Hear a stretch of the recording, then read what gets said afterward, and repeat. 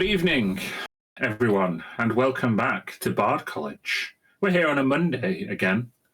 Who knows? I'm sure we'll return to Wednesday eventually. But for now, we rejoin our heroes as they have descended onto Dharkusk, the modest capital of Chelenosh Prime, that exists beneath the magnetic storms and ash clouds of an exiled world. They reached it via Mestavalyok's stratocolumn once they acquired themselves some union credentials.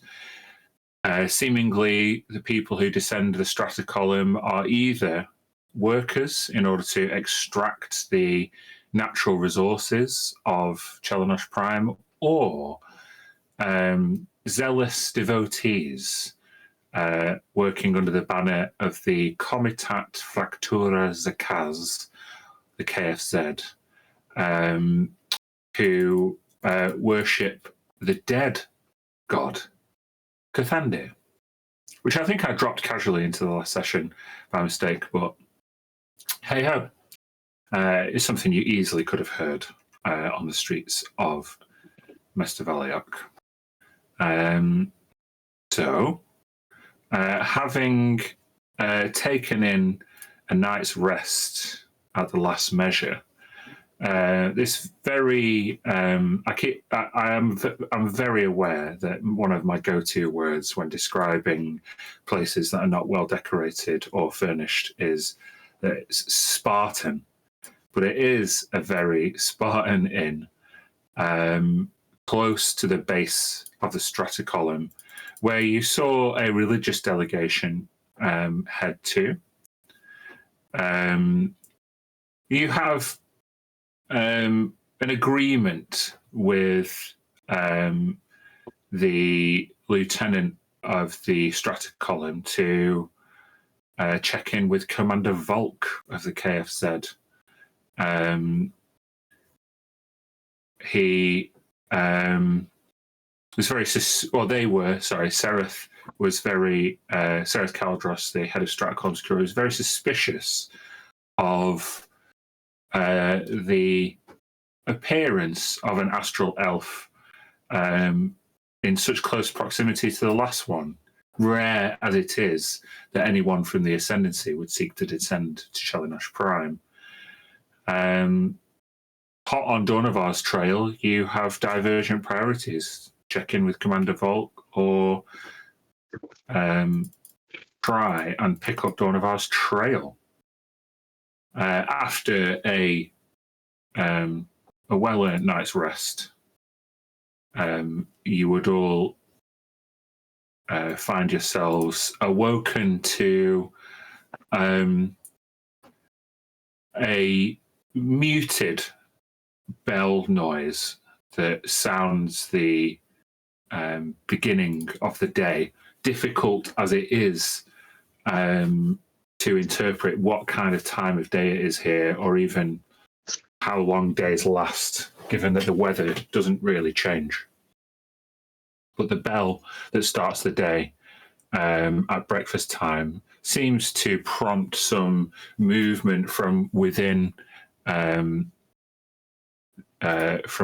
the last measure. And with have you all paid for your lodgings the night before? I think you have, haven't you? Yeah, you are served a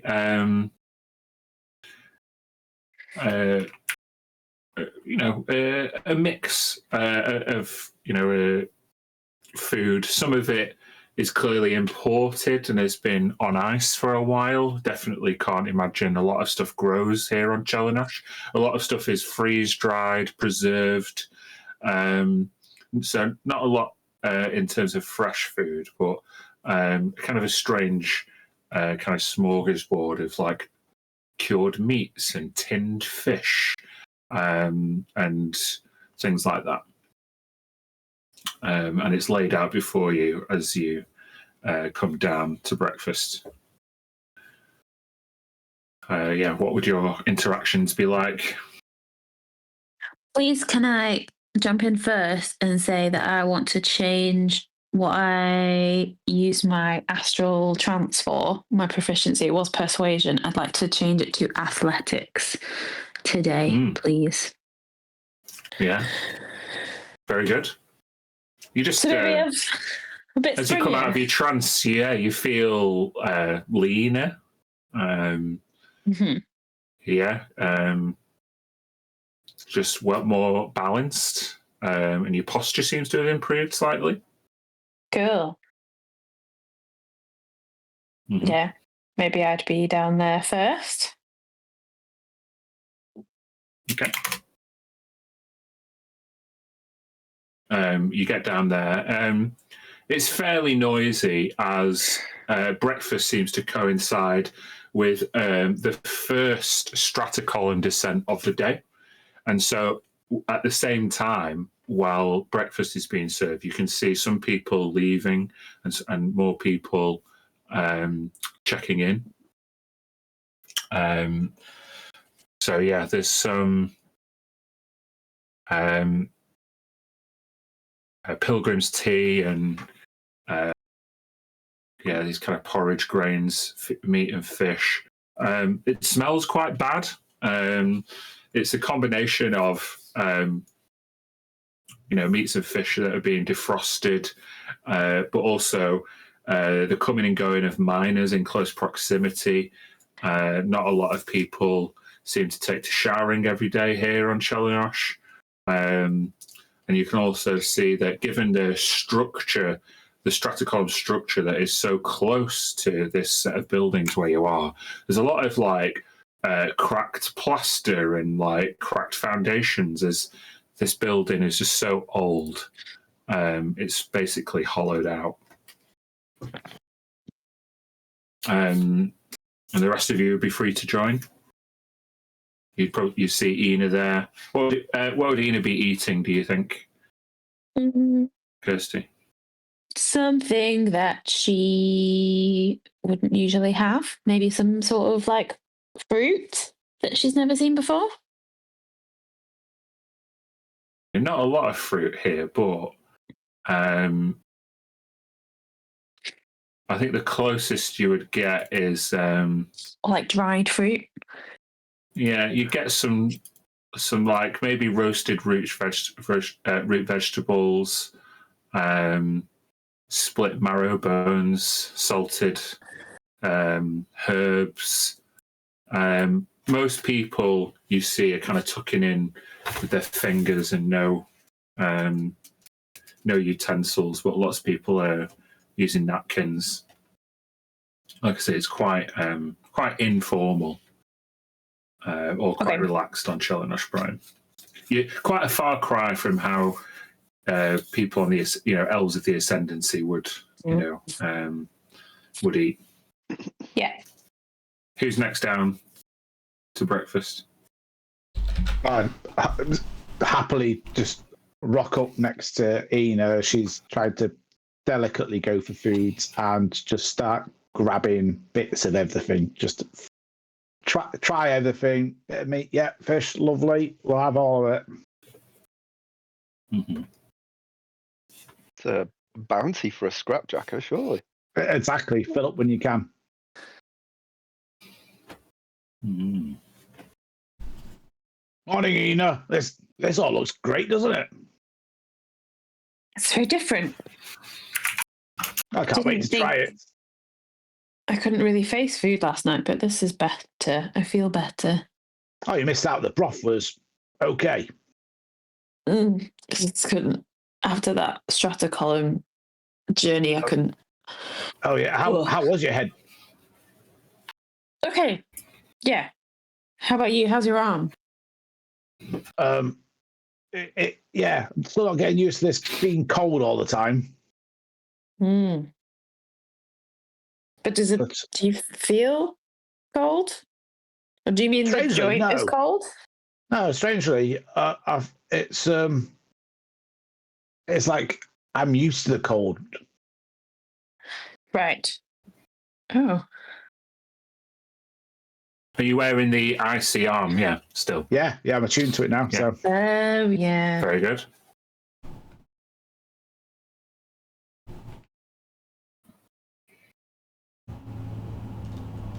Are you guys in the middle of everywhere or off to one side? Where would I think you I would have sat in the tried middle. to be? Okay. I assume Sam and Corinne. I was taking on board what Zam was saying last night. About not going around telling everyone our names all the time. Yeah. Yeah, he might be onto something. He's a smart one, Zam. He always keeps me out of trouble. Sorry, say again. Who's the smart one? I don't know what was it. Steve? Was he calling himself Steve? I don't know. Yeah. If you want, how about you call me? Just if we sit with Zero, because I don't get too Val Zero. How about that? Val Zero. Yeah. I'll try. Sure. You ever think of a pseudonym? We'll have to, keep it all hush hush. How about Annie? Annie, love it. It's just my name backwards, really. They'll never cotton on. I'm sure it'll be fine. But if you want to call me Annie, that's fine. Val. So we've got Annie and Val, and who else joins us for breakfast?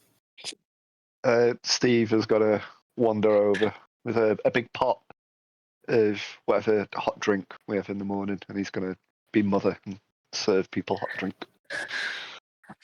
Morning, Cheers, Steve. Yeah, you all right? Yeah, do you sleep all right? Yeah, I always do. Yeah. What? You've got a look on your face. What's going on? Oh, I was just explaining to my friend Annie here that that Steve was on the money last night about using what we call each other. Yes, Val's right. And you were right, Steve. Well, kinda. I mean, we're not a inconspicuous bunch, really, are we? I don't see many astral elves around here for a start. Well, maybe you should take a look in the mirror. That's what I'm saying. Look at me. Maybe we should invest in some disguises or just some big cloaks or something. As you say that, folks, can I get you to make a stealth check at disadvantage? Oh boy. Me as well. I know John's not joined us yet. You can stay off that for a second, John, because you're not here yet. Mwah. 11. So 13, 4, and 11. Okay. Kryn, how are you appointed when you arrive at breakfast? I think maybe Corinne was already outside taking a stroll around the block and taking in the fresh morning air, sort of on his military routine. He comes back in through the door and he's whittling down a twig. He's like whittling the knots out of a twig on his tooth. And I'll see if I can spot him when I come in. Yeah, just as you're looking for your companions, I just want you to make a dexterity saving for it. Oh, God. For no reason whatsoever. Mm-hmm. Ooh, 6. Maybe you're distracted by the whittling of a twig. For your massive frame, you turn a corner and you bump into someone, and you both go arse over tit. And it seems that a whole load of like papers, like a guy with a satchel, some papers and some other bits and bobs get kind of thrown up into the air.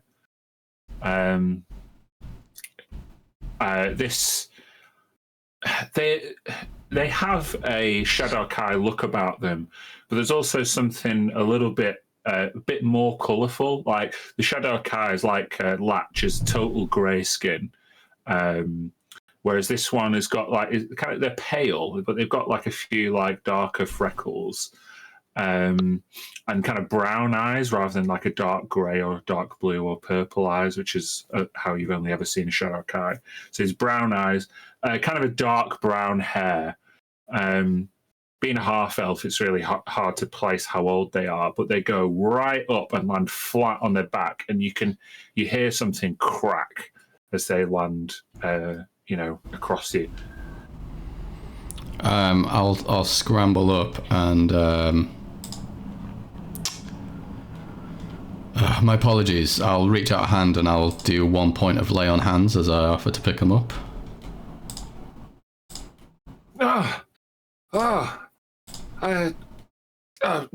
Apologies not necessary. You must be my contact. I'm sorry. Everything is everywhere, and he starts kind of like picking up all of his papers. Thank you, please. Have a seat. I'll be with you in a moment. Can I take a glance to look at his papers, or try and help him pick him up and see what they're about? Yeah, you could make a little perception check if you want. If you're going to do it quickly or subtly, it'll be a disadvantage. Yeah.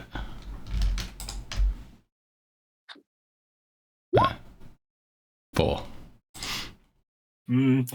They're so disorganized that it's hard to,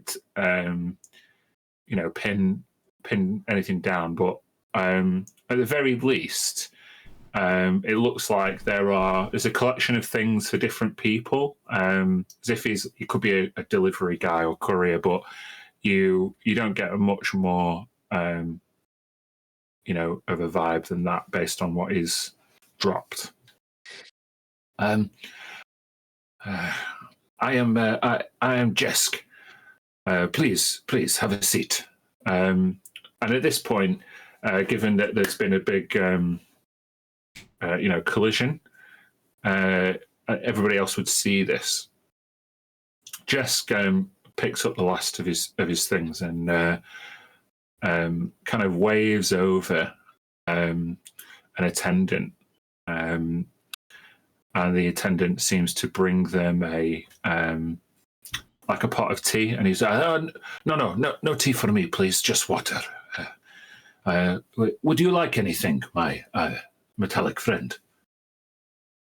Water is fine.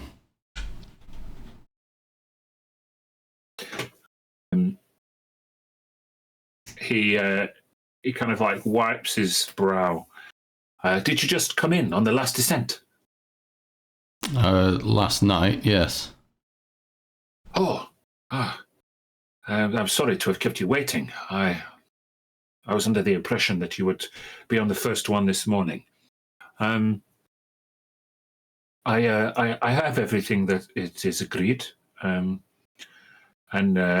he puts a few papers out, and he puts a small box on the table. It's just a small matter of your signature here. Yeah, no, I've signed a totally different signature, obviously. Oh, yes, excellent. And he just grabs a few papers. Now, you understand that using this device it is one use only, and after you use it, you may experience some disorientation. The mind, when it absorbs the contents, sometimes has to do a little bit of work to make it all fit. I'm sorry, you'll have to forgive me. It's still early. Start from the top. Introduce yourself again. I'm Takai. I got to shake his hand. Takai, and all his papers are mixed up. You see, he's so nervous that he doesn't bother to check so closely. He kind of reassures himself with a nod. My name is Jesk Ren. I'm the courier from the Grey Wardens.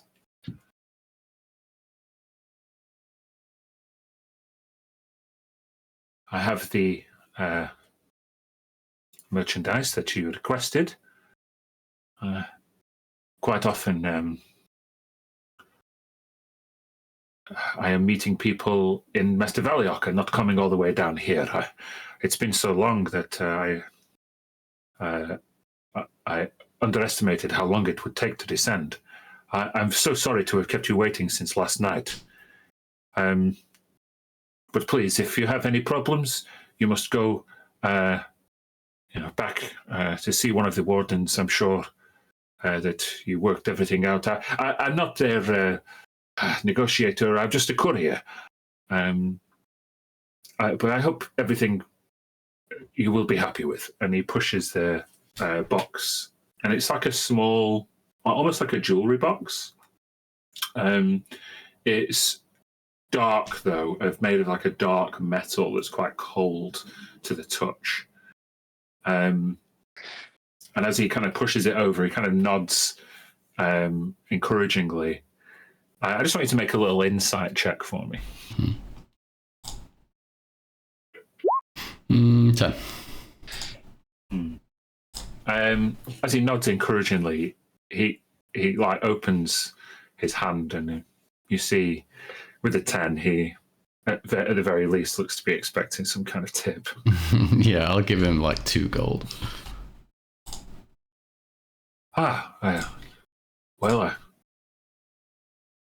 That's great. Yes, great. Thank you. Will there be anything else that you require? I could place another order for you if you wish. Shouldn't take any more of your time. Thank you, Jesk. Yes. Thank you, Takai. Yes. Great. Now, on to the next one. And you see as he picks up a load of his papers, he turns round and darts for it. And you can see one of the papers slips behind him. He's only a few feet away. Oh, I'll do the thing where I like stand up to see him out and I'll step on the paper. Mm-hmm. Yeah, goodbye.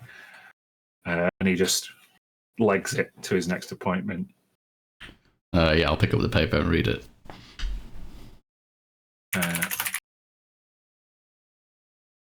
Okay.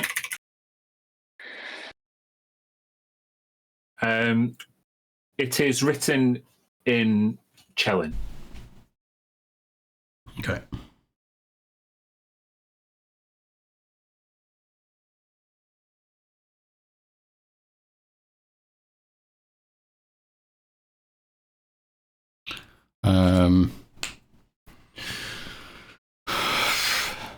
Odd start to the morning. Seems to be commonplace these days. I'll go and look over and see, or do I see my loyal companions? Oh yeah, they're literally just the other side of the breakfast bar.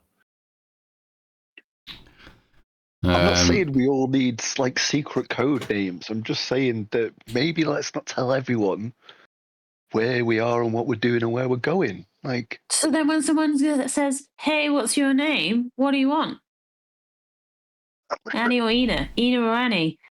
I don't know. I don't know the answers. But like, if these big guys are after us, like. Okay, well, last night I thought I was gonna. Well, I passed out, and then I thought I was gonna vomit. So I didn't even barely knew what my own name was, let alone could make up something. Okay, yeah, fair enough. You didn't do too well on that column, did you? Oh, you really seem to get something out of it, and I don't know what that says about you. I loved it. I think I could live on that thing. Oh, Kryn. How's it Morning. going? Where have you been? Takai. Finding another mystery to solve. Put down the piece of paper and the small box. What is this? You been shopping? Oh, well, I just run into our old friend Jask Ren, a courier for the Grey Wardens, who insists that I'm due this package. Do I start from the top there, Takai? Well, I was hoping you might do that. You speak Chelin now, correct? Well, I don't. Next of us does. It just depends whether he wants to read it for me. And to be honest, whether I trust whatever he says to me. No, that'll do. I'll pass you over the piece of paper. And I go back to just whittling the knots out of this twig. Next to us, can you read this? Do we know what it says? We cannot. I can. Can you read this for me, please? Scanning. Can you roll me 2d20?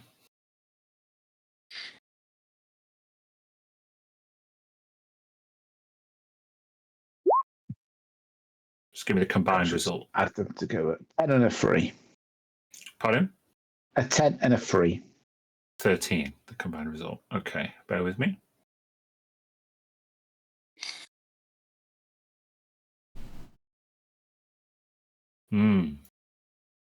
This, what you've picked up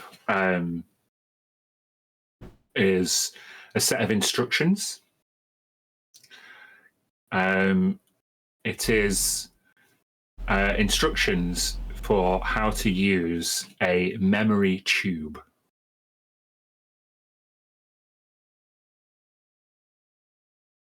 The memory tube can be used to either pull out or put in memories from someone's head. And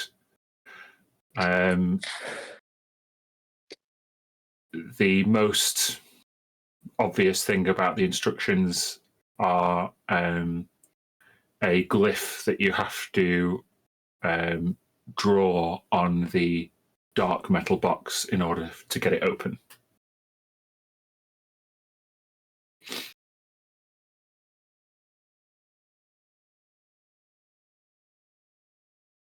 Here, the guy, do you know what's in that box? Can't say I do. Suspense is killing me. Do you mind if I give it a whirl, see if I can open it? Please. I'll draw the glyph. Just a second. I'm not sure if the strata column messed my head up, but this isn't for us, right? We meant to get something from a Grey Warden? Well, I've got nothing from the Grey Wardens, no contacts apart from that fellow who wasn't happy about the that fixed race.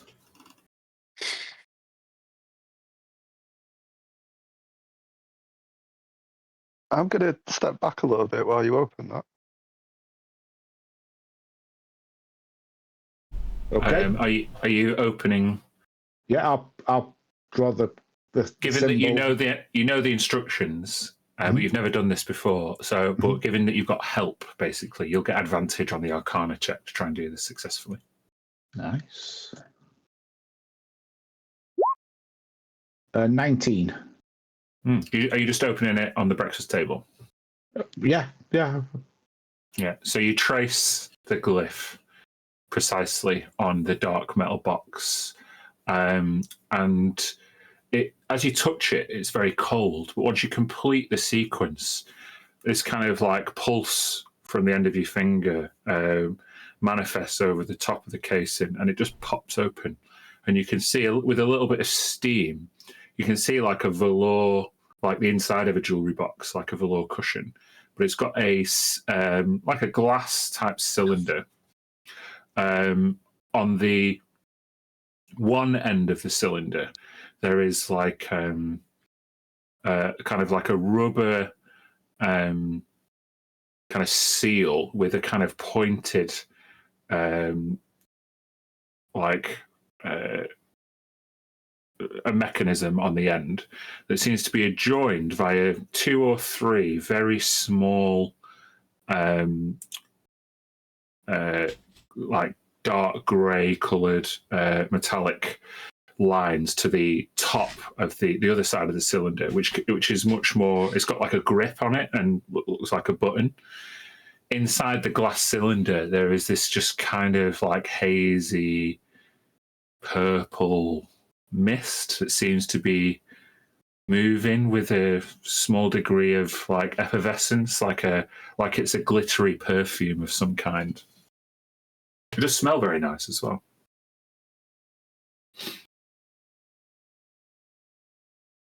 Well, I mean, I've never seen one before, but these instructions, as well as telling me how to open this box, about how to use a memory tube. And so my guess is this going to be a memory tube that may have a memory in it?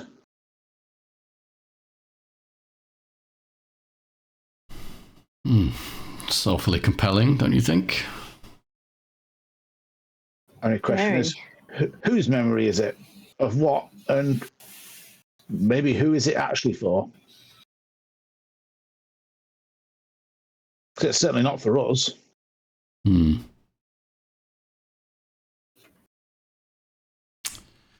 Well, while we're pondering on that, Corinne turns his attention back to his little stick, and he's going to do his old trick here I learned in the CCD. Where is it? Gonna cast Locate Object. As he balances the twig that he's kind of fiddled with and got into a good fork shape, bounces it on his finger, and his blinded eye just kind of opens up a little glint inside with this sort of starts. His pupil is like an arrow. It starts kind of like spinning around like that. And what I'm trying to do is, yeah, exactly. It's not found its thing yet. The object that I'm describing is the Wayfinder sphere, which I grabbed all those 20 years ago. With 1,000 feet of range. Well, I'll put the spell up there.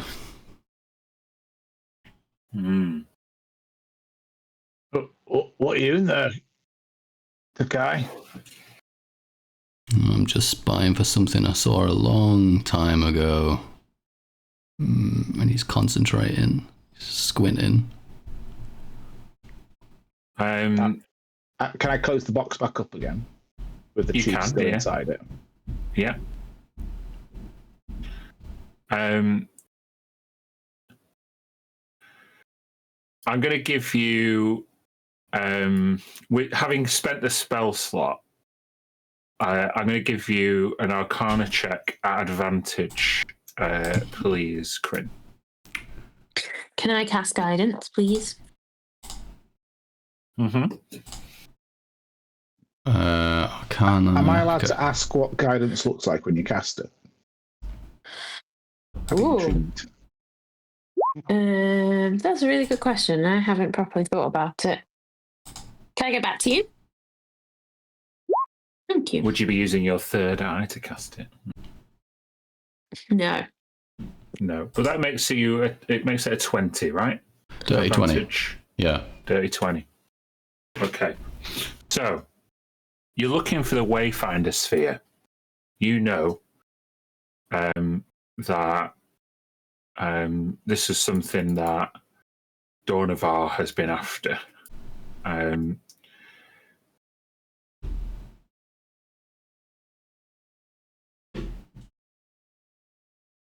Two things. The spell does reach out for 1,000 feet. However, it is blocked by any if the object is concealed with any thickness of lead. Oh, sorry, John.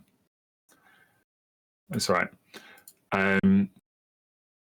If this object is behind any lead, the spell will fail, and also if it's more than 1,000 feet away from where you are now, it would fail. For one of those two reasons, the spell fails. You don't pick up the Wayfinder sphere from where you currently are.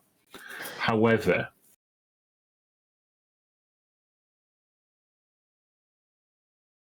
what is your impression? Do you think that there is only one Wayfinder sphere? Do you think that it relates to all planets, one planet? What is Kryn's impression of the Wayfinder sphere? I think Kryn's impression is that there may be some specificity, but there's more than one device. But they might be attuned differently, they might have different contents. He has the basic understanding that they're made up out of knowledge that's been found by Ina and collated and turned into a sphere. So presumably it's a technology that can be duplicated, but would be unique in each case. Were you looking for a Wayfinder sphere, or the one specifically that you handed over? I think just in general, finding one, yeah. Because we think there might be more than one, and Dawnivore might be after another one anyway. Mm-hmm. I think. Okay. Then, instead of, if that's to be clear, that's what you're looking for a Wayfinder sphere. Then, actually, you get a faint ping. Really faint. It's right at the edge of the spell. And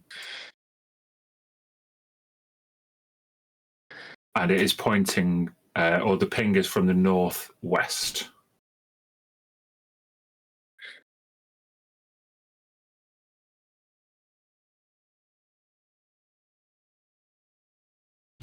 Yeah, Kryn just goes, no shit. Didn't think I'd actually pick anything up. And he's kind of like rubbing his eye and making note of the direction.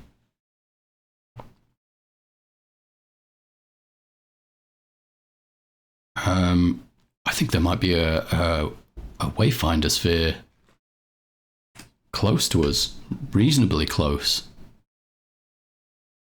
What? What can you remind me, Ina, of how these Wayfinder spheres work? I've only seen one in person. DM, please can you remind me? I will give you an intelligence or history check or arcana check at advantage. History or arcana or intelligence? Yeah, does one of your abilities make your arcana checks OP? Yes, I was just looking at that. My is it my theurgic insight? Yeah. So I'll roll my arcana, but then I also roll a d6 that will get added to it. Holy shit. Oh, was it supposed to be at advantage? Yeah. Okay, let's do that. D6. Oh, 32. Yeah. If anybody knows anything about Wayfinder spheres, it's Ina, because she's basically built one. Yeah. With a 32, I will give you everything that I know about Wayfinder spheres. Number one, they are constructed, they are fonts of knowledge, and they are constructed usually for the purposes of, what's the word, cartography. They are devices that are used to navigate labyrinthine dungeons, mines, anywhere that requires a certain amount of orienteering. Yeah, they're usually for subterranean exploration. The Wayfinder sphere that you made, Ina, was a portable one, and it was constructed from all of the information that you could recover about the subterranean archives beneath the kind of royal houses and everything that was beneath the surface of Erindor. However, Wayfinder spheres are commonly used in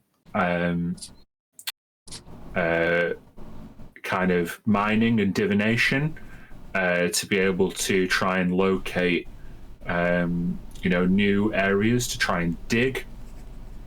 They're good for kind of mapping the way back if you're on a kind of exploration, kind of an expedition. Most of them are not portable. In fact, the one that you made 20 years ago, Ina, was technologically advanced because most Wayfinder spheres are kind of like information terminals that can give you the specific cartography information that you need, help you plot or reproduce a specific map of a specific place. I would tell you with a 32 as well, that given that you are on a mining planet, it's very likely that an old Wayfinder sphere is the thing that charts all of the different mining expeditions that have taken place on Chalenosh Prime, and it would be somewhere nearby. Okay.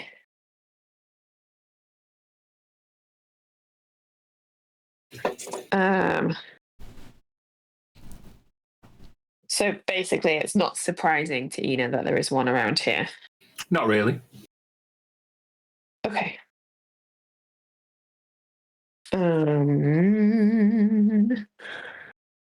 So I'll explain a lot of that to Kryn and kind of finish by saying, so the one, what you were looking for, was that the one that you saw? No, I was just thinking of that being an example of one such device. But if these are common in non-portable means, then it might be a good place to start. If he was looking to find a suitable place to excavate, then Dornavar might have visited the sphere that's already here. Absolutely. Can you sense where it is? He points. For a few more minutes. Should we go? Kryn swipes up like whatever dried meat ration in the pocket. I'll go after him. Coming? What are we going? Oh. Stuff a load in his mouth. I thought we had to meet that guy, the cross guy. All right, yeah, I'm coming.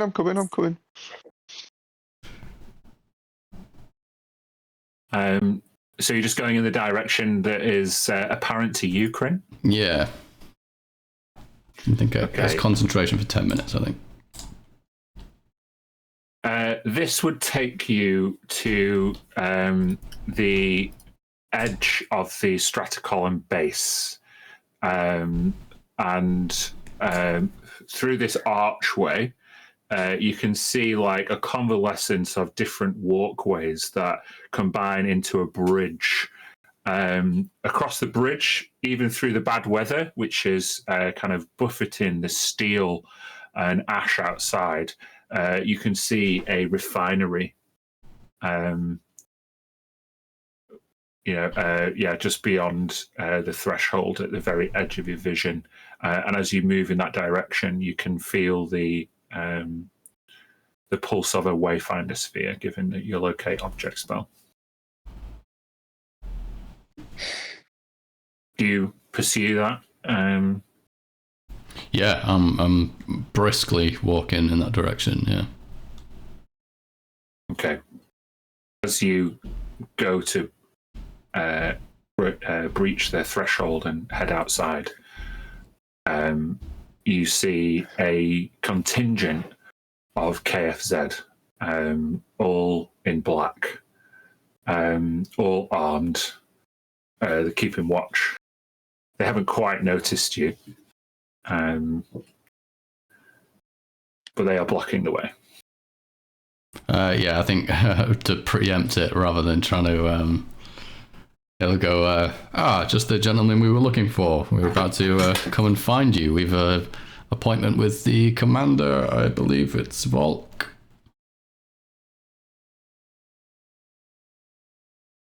You hear they're wearing full face covered helmets with like blacked out visor.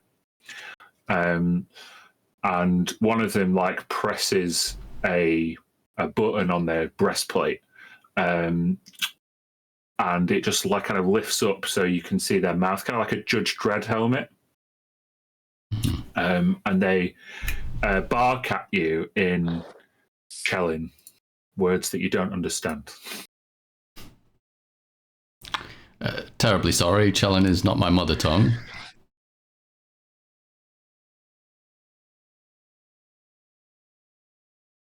They put out their hand as if to say halt, but they don't seem particularly moved. I'll nudge over to Otua. Care to work any more Chelin magic? Next of us, could you translate for me what they're saying? Seems you've descended to Chelinash Prime without a native speaker. My. Yeah, Latch disappeared somewhere. Oh, she's okay. Never mind. I'm sure you'll abandon her just like you abandoned me. So salty. Hmm. Now then. These gentlemen have requested to see your union credentials. If you wish to breach the threshold, it seems that you must be part of the Cold Iron Mining Guild. And oh dear, it seems that none of you are. Good luck. Thanks of us. And I'll So, did he help? I'll use my bonus action, look at Corinne, and use my awakened mind to just tell him what Next of Us has just told me. Understood. My apologies, gentlemen. Looks like without a cold iron miner's permit, this is as far as we go for now. But as I'm saying that and just preparing to kind of like walk away, I just take a good like a casing of the place. Like, does it look like this is a permanent guard? Is there any alternative ways in, or do I see people come and go in a lot, or is it locked down? Like, it's pretty well locked down because this is the threshold. Before a bridge, it's like there's. So this is the choke point with a few different routes, and they, you can't tell whether they're permanently stationed there or not. But there doesn't seem to be another way to get there that you can see. Okay, fair enough. Could you ask them to direct us how to find Commander Volk? Let's get this next one over and done with. Next of Us, just one more. Could you teach me how to ask them where Commander Volk is? Will you allow me to assume control?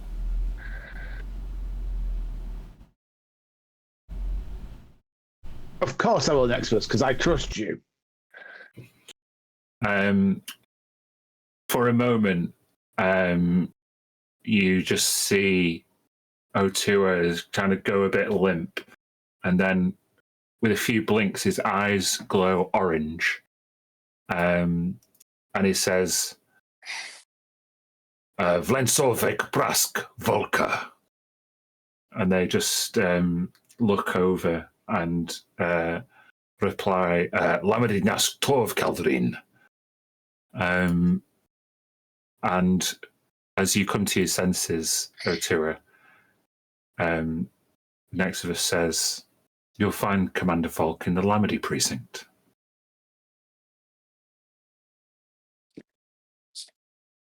I don't suppose they told us where that was, did they? They did point in the direction. Oh, I'll just say out loud that it's that way, guys. Okay. That was cool. Thanks for your help, officers. One of them just presses the button and the visor comes back up over the mouth. They just don't seem moved. And as the party presumably makes their way to the Lamady precinct, we'll go for a short break. Cool. Sweet. Perfect. See you in 20. See you in 20. Try.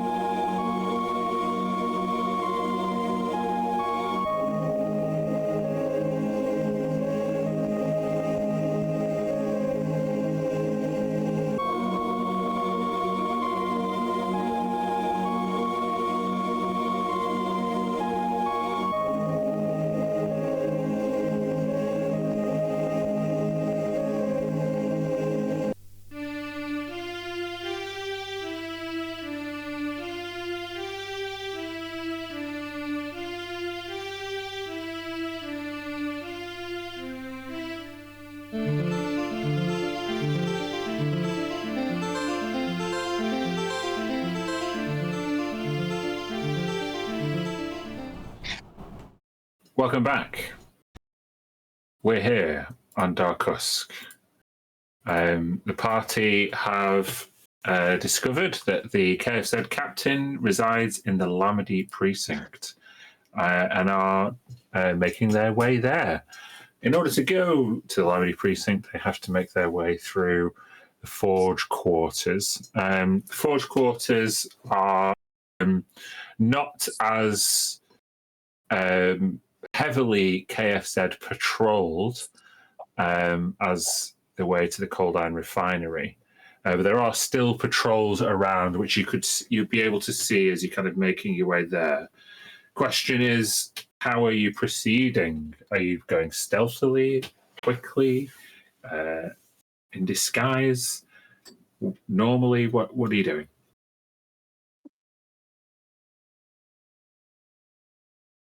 Having disguises at the minute. Yeah, you don't have any. No, we're sort of expected, though, aren't we? Like, they will have been given a description of what we look like, and we're expected to go and meet them. So, we're not really hiding from anyone, are we? Okay, yeah. As you make your way through, you make your way across the first bridge. Did you all get changed into your expedition gear this morning, all your climbing gear, like your rubberized boots and that, or did you not? No one mentioned it. Didn't mention it, but I suppose that would be first order of business, really, wouldn't it? I definitely did. Okay. I think so. I've got them equipped on my sheet. Proficiency. Okay. You make your way across the bridge from the Stratacolon base to the Forge quarters, and this is your first time being outside on Chelanosh Prime. You're kind of the bridge is like a tunnel, so it's got like a ceiling and a floor and reinforced steel columns on each side. Despite it being a big, heavy bridge with lots of footfall, it still sways in the really, really strong winds of Chelanosh Prime. Given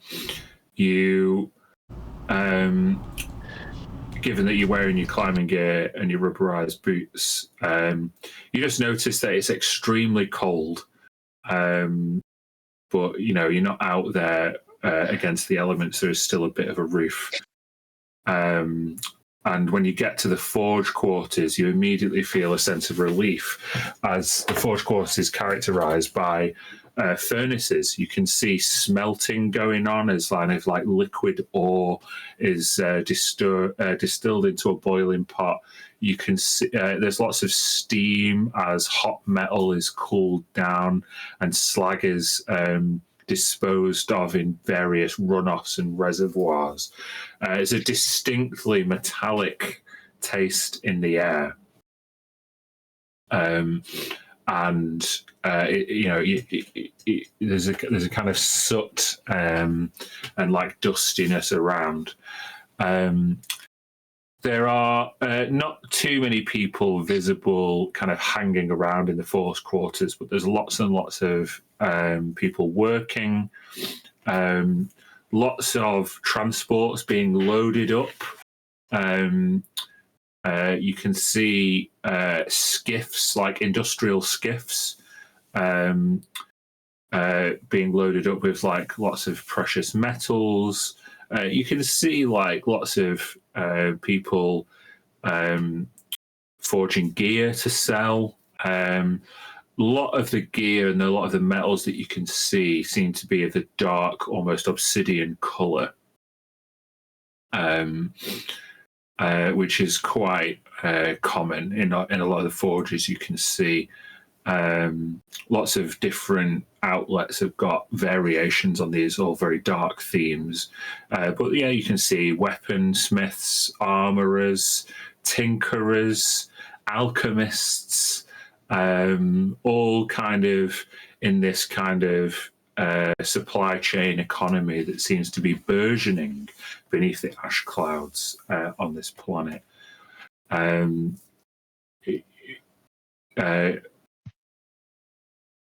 Nexivus interprets one or two of the signs for you, Otua, and you will follow signs towards the Lamedy precinct. Is there anything that anybody wants to do while they're here in the Forge quarters?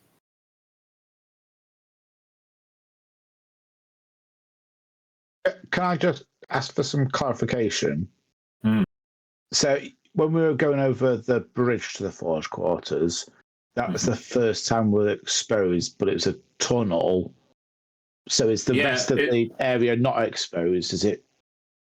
Yeah, quite a lot of in the Forge quarters. There's a lot of like canopies and overhangs, so you might dart between side streets, but there's not a lot of exposed. There'd be lots of thoroughfares and malls. Most of the buildings and most of the communal areas are kind of indoors. And like kind of different thoroughfares. There's not many open squares, if you see what I mean. Do we notice any of the? We're warned about the lightning strikes and things. Do we see any if it was like hitting buildings or like any like poles will have earthed just to like protect? If you're looking around at the infrastructure and the buildings, you can make a survival check. If you're checking the weather, you can make a nature check. Anybody can do that. I was looking at the buildings, just how it was all coming together. So I'll go survival. So it says 7.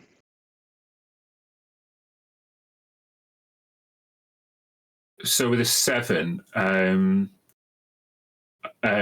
for you, a lot of the buildings are very tall and it is quite dark overhead, so it's hard to get a sense of all the details. But yeah, with a 7, you do hear the weather. It's a constant storm, so you can hear basically the rumble of thunder and evidence of high winds. But none of that seems to be affecting you at the kind of lower ground level. Cool. Okay.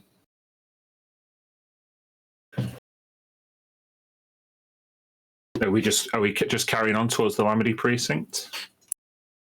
Yeah. Okay.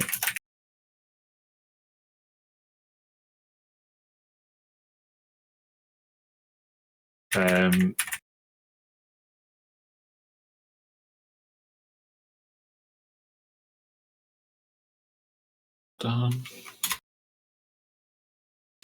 I'll ask everybody just to make a perception check as they progress towards the Lamedy precinct.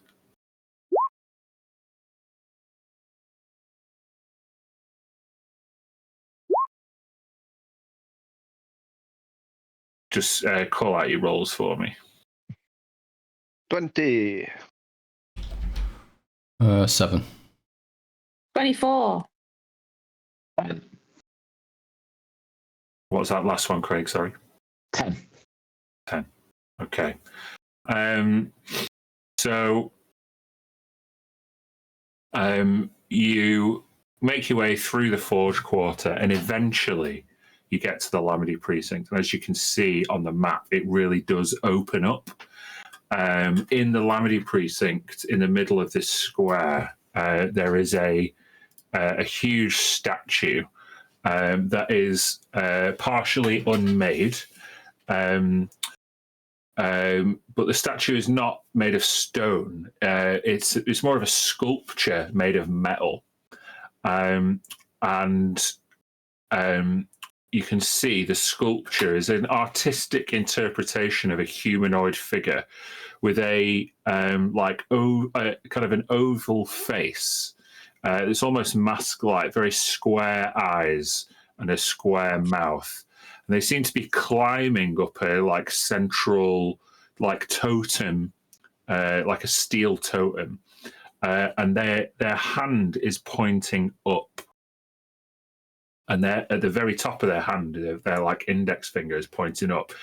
You can see within a few minutes of just walking out into the Lamedy precinct, it acts as a lightning rod, and you see this like flash of purple lightning makes this steel metallic sculpture just glow hot purple for a moment before it cools down. It's kind of amazing to you guys who've never seen anything like this before, but most of the people in the Lamedy precinct seem not to pay any, not to look at it directly or pay it any mind. Around the square, you can see like broad flagstones. Many of the flagstones on the floor are carved in a kind of runic language. You can see low covered braziers which lights the square all around, and these low covered braziers seem to emit like a pale purple flame. You can see tall kind of clerical arches. You see lots and lots of people who are usually covered. Seems to be, you get the impression that it is part of their cultural or religious tradition to kind of remain covered. You can see like a clerical person stood outside one like stone building. There seems to be triaging people. A lot of the people who are approaching this person, this like hooded person, seem to be suffering from injuries, or they're kind of lame in some way, and they're being kind of ushered into a presumed sanctuary. You can see other people, they look like librarians, carrying like really large, oversized tomes. They're kind of rushing in between the crowds. You know, eyes always down to the ground, speaking to no one.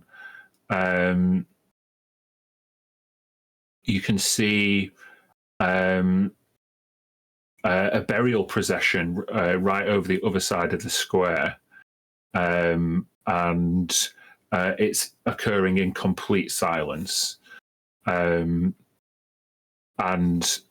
after taking all of this scene in, Nexus would translate to you in real time, Otura, that the KFZ headquarters seem to be stationed at the Vigil Hall, which is a fortress-like structure on the integrated into the precinct of the other side. It's made of complete black stone, and you can see the sigil of Cathandir above the entrance, which is an incomplete circle. If you bear with me. That was the Vigil Hall or the Sigil Hall? Vigil with a V. Okay, but it's got sigils on it. Fine. Yeah.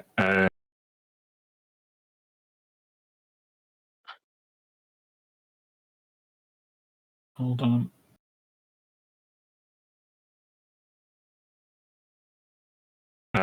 So the circle is unfinished at the bottom, so with an intentional break at the bottom. It's very, very simple. And you've seen most of the KFZ that you've seen kind of adorned with that kind of broken circle. Usually plastered on a dark cloak or cape of some kind.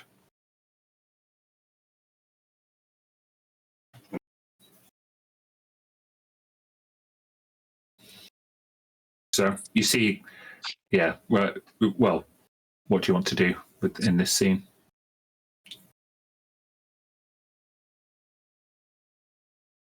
Is Bryn's locate object still ongoing, or did that finish? It would have finished by now. It finished, yeah. Okay.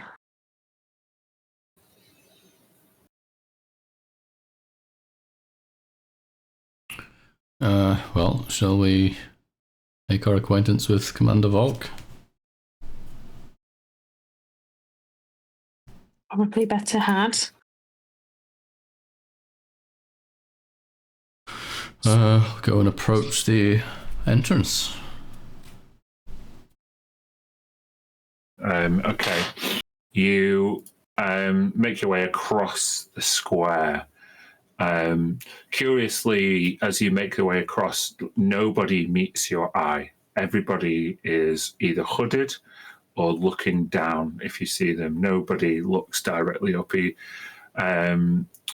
As you make your way towards this kind of black fortress-like structure, you see a KFZ attendee who seems to be of a slightly more senior role, given that their kind of pauldron has got some like decorative like silver rope across it, and they're holding like an official looking tome. Before you can even say anything, this visored attendant just barks at you in Chelin. You don't need to speak Chelin to know what he did, know what he said, because he points towards a door, which is like kind of a tall door that's made of black iron that seems to open at his gesture.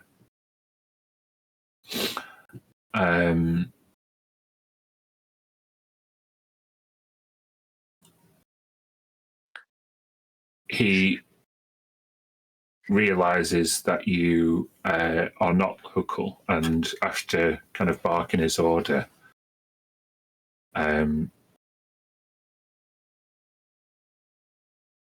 he says, "Welcome to the Vigil Hall here on Dharkusk.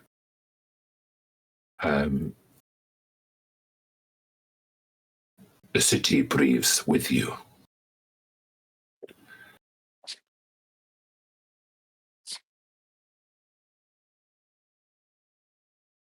The doors open silently, and beyond those doors stretches a wide chamber of black stone and pale light. And the floor is polished to almost a mirror sheen, reflecting this broken circle symbol in the middle of the main walkway. You can see ever-burning lights, torches, arranged on either side of the hallway. And as you walk in, you can smell a faint scent of incense and clean metal. There are absolutely no guards as the door opens. And as you step in, you can see two KFZ sentinels. They're not armed guards like you've seen them so far, but they're more in their kind of religious vestments. They're still wearing helmets, but they're more like Roman Praetorian helmets rather than kind of visored with mouth guards and breathing apparatus. They're holding two long cold iron spears. And as you walk down this kind of long black marble corridor, the two Praetorian guards kind of stand to one side.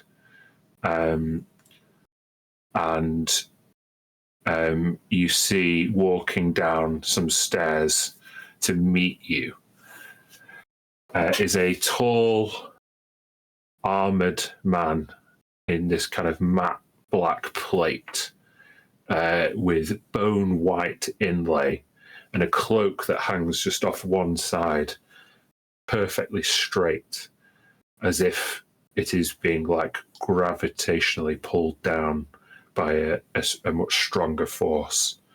He has a gauntleted hand holding a data slate, and in the other hand, he just opens up invitingly towards you.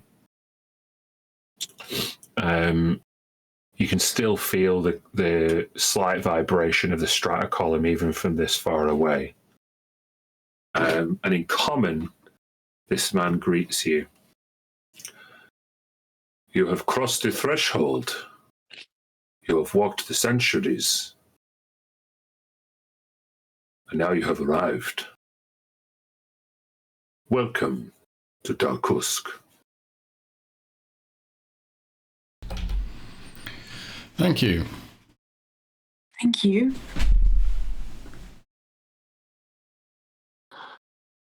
It is no small thing to journey here. I am Captain Yazenvolk of the Komitet Fraktura Zakaz, devoted to the god Cathandia. May he return. And the two Praetorian guards utter in unison, may he return. Yes, may he return indeed. I believe you've been expecting us.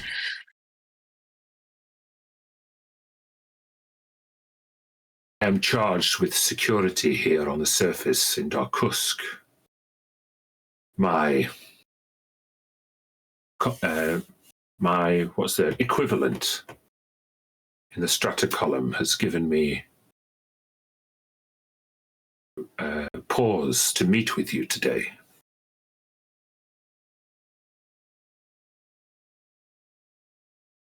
You are not under arrest, let me assure you. You are not under suspicion.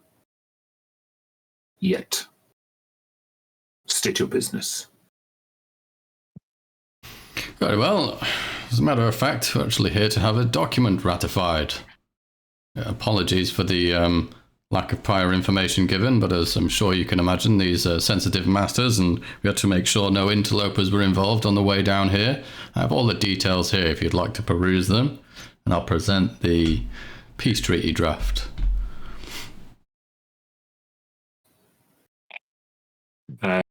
He steps closer, close enough that you can see scarring across his throat, and that his armor is more worn than it first appears. He stands tall for an elf, but not quite as tall as you, Kryn. But he carries himself with the same kind of heft and authority. I was not expecting this greetings to be a precursor to democracy. Your peace treaty, and do you hand it over to him? Yeah. Your peace treaty seems to employ a construct? Magen, I believe. Very industrious fellow, quite inventive. A little cold on the mannerisms. But I think you'll find, as the draft outlines, that there's a real promise of progress on Master Valiok.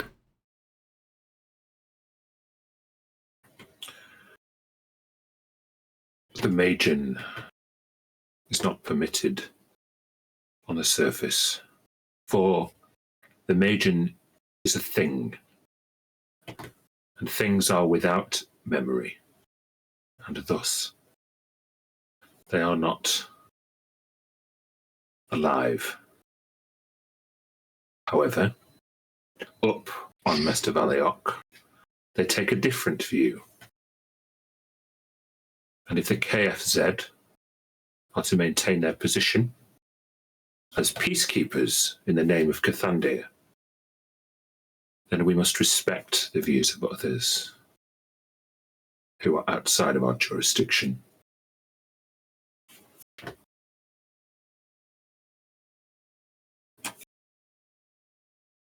I'm pleased. Master Valiok is a place that's rife with bureaucracy, and one that does not always promote respect and tolerance. If you have engineered and ratified a document that aims to grant respect and tolerance, then I shall give you mine. Stucker assured us that you'd be the right person for the job. Very fair and just. A man of great practicality, I see.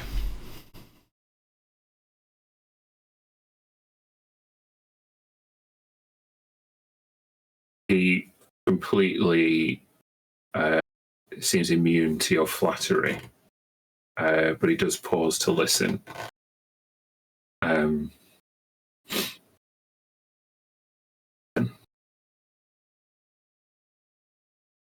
the KF said, repay your foresight and wisdom. Oh, no need. Surely the ratification will be fine enough. As a matter of fact, we've already earned ourselves some upgrades to our ship. The Magian, mere mechanism though he is, as I said, quite industrious. So we feel quite rewarded. We just, we'd love to get on with our day exploring Chelanos Prime. You see that he kind of nods to one of the Praetorians, and the Praetorian kind of steps to one side and thrusts his spear into the ground. With this loud clang that you hear, a black velvet curtain is opened stage left from you, and a judicant carrying one of these large tomes that you saw seems to approach Commander Volk, and Commander Volk, without looking at him directly, just hands down this document that you have given to him, and you just hear, you don't hear them speak. They just seem to exchange a kind of silent communication. And Commander Volk says, well, if you are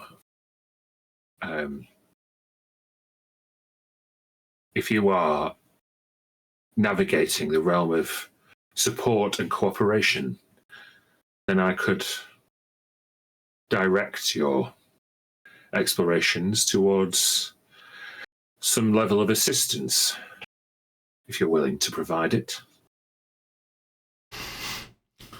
Assistance, please do go on. Please. And he steps out in kind of in between you all, and gestures as this like black curtain is pulled back. You can see that he is inviting you into his office. Mm-hmm. Yeah, okay. Mm-hmm. His office is, black stone.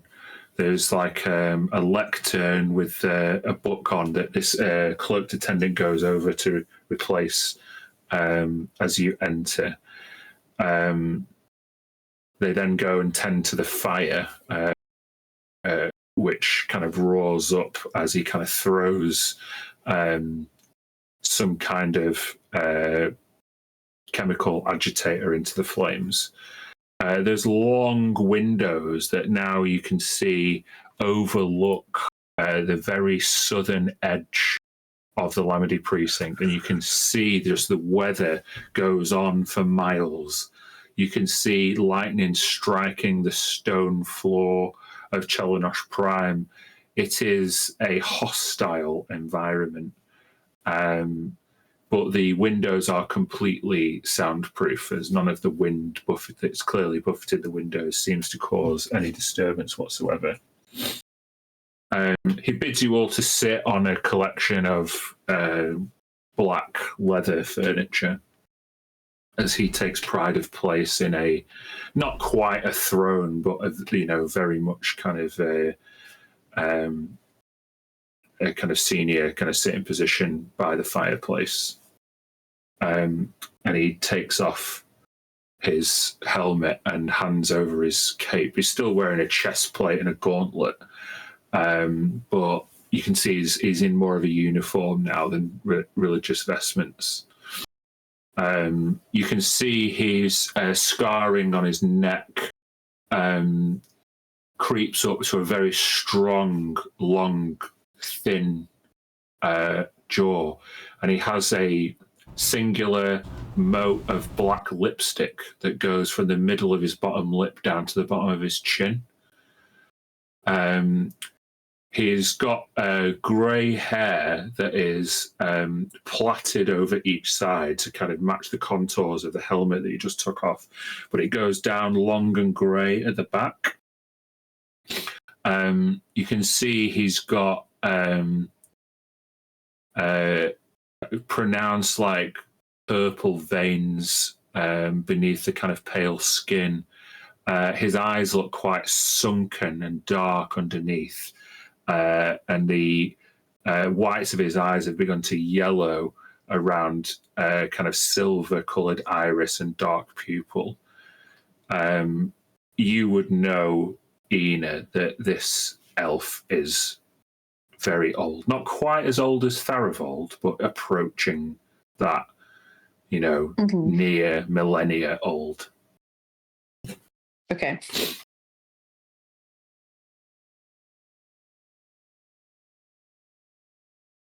Chelenosh Prime is old. I was here while it was still part of the Ascendancy. He points at you, Ina. A long time ago. We were the engine room. The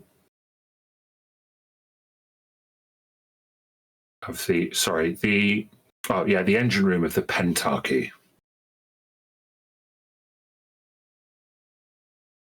Though Chelenosh had no noble house,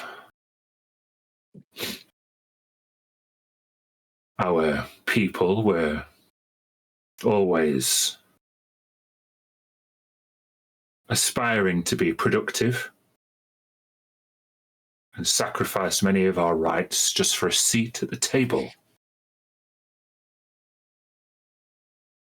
It gives me no joy to hear what happened to Erindor. And he kind of points like a headmaster again at you, Ina.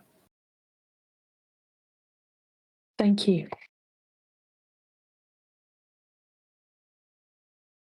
Chelenosh is not without its own challenges. Our environment has always been hostile.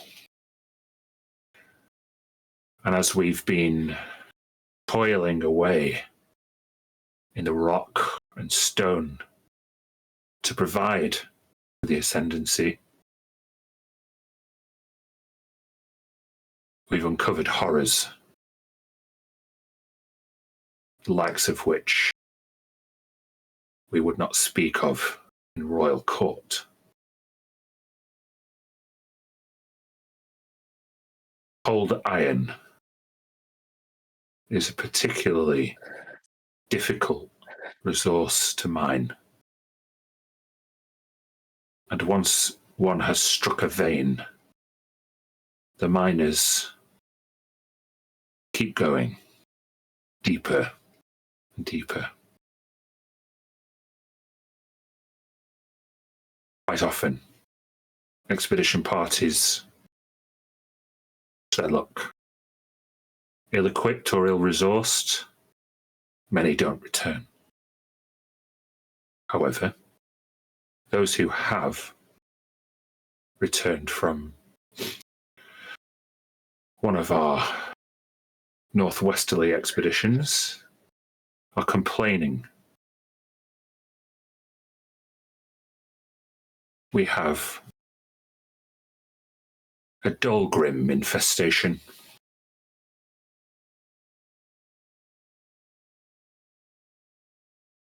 Do I know what that is? No idea. No one does. Okay.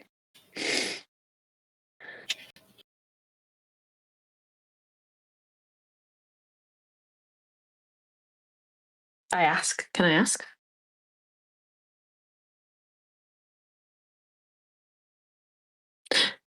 Sorry, what is that? A Dolgrim infestation? Dolgrims. Abominations.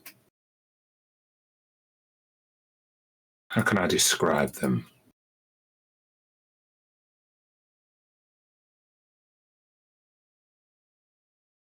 And he kind of looks around you all. And he's quite struck that he has no fucking idea where the natural habitat of a dragonborn would be. And he definitely has no fucking idea what the hell Zam is. And it kind of distracts him almost. Dolgrim is they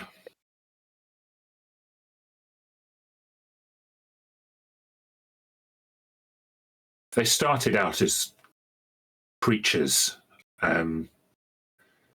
adapted to mining underground.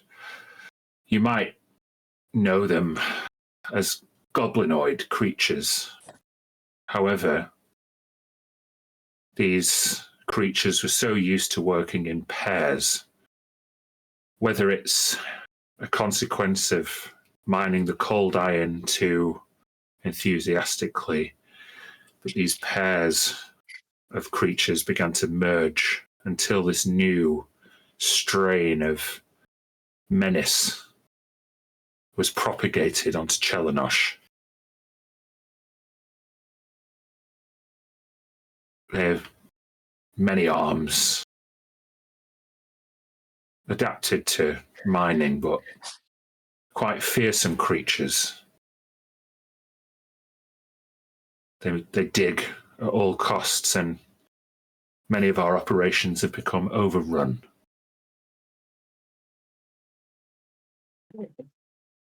Your miners brought an infestation of them back with them?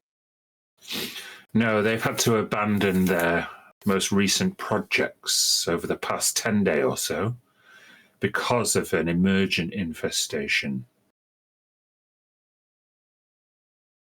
Dolgrims are pest, but they described other such abominations, the likes of which we'd not seen. I haven't the manpower to dispatch the KFZ to assist these miners personally. But if you want more information, I suggest you go and speak to workers in the lower habitations or the forge quarters. If this sounds like a job that you could help us with here on Dharkusk, then I do my best to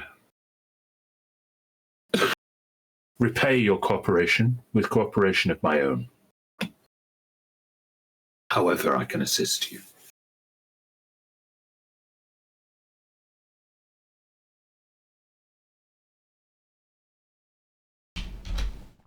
Yes.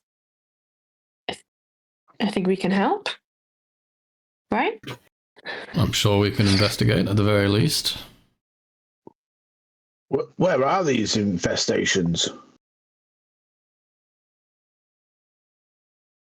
He says the attendants at the refinery will be able to point out where the most recent infestations have occurred.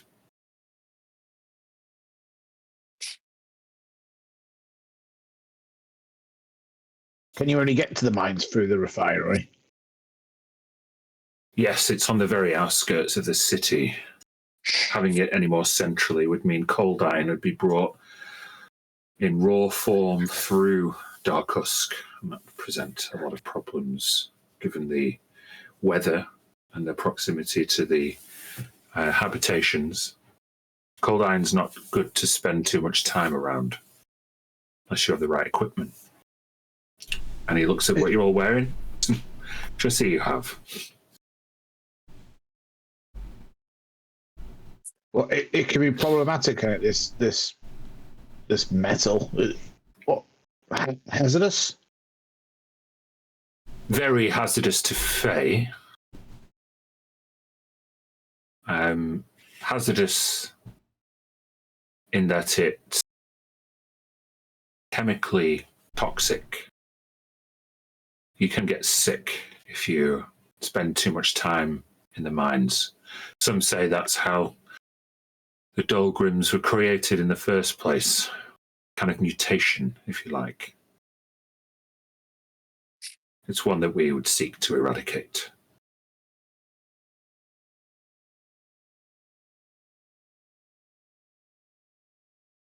Might I have a word with your priarchal emissary alone? Oh, me. Yes. They love talking to you, Ina. Uh-huh. My attendant will see that you are well furnished with whatever we can provide. And you see this cloaked person grabs a bell and rings a bell. And you kind of led to an antechamber where, a brief smattering of refreshments are provided. And you're separated only by a curtain, like a privacy curtain. They're not willing to, have a secret conversation, just a more private one. Could I, just as we're being seen out, I thank Bulk for his time. Just as we're going out, I'd go, I should mention the Magen, something about an invoice he was following up, and I fumble. I just get in paper that has nothing written on it, and I'm looking in my pocket, and I'm like, an invoice from one Dornavar Ormathax. He said it'd been down recently. I don't know if you know where we can find the fellow. He looks unmoved, and he just opens up his hand to request this piece of paper that you've read off.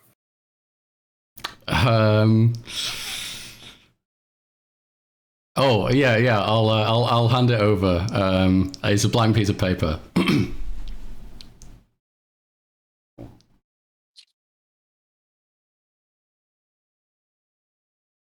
Leave us.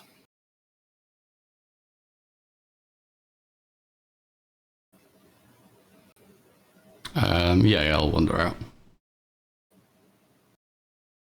He turns as the curtain goes over to you, Ina.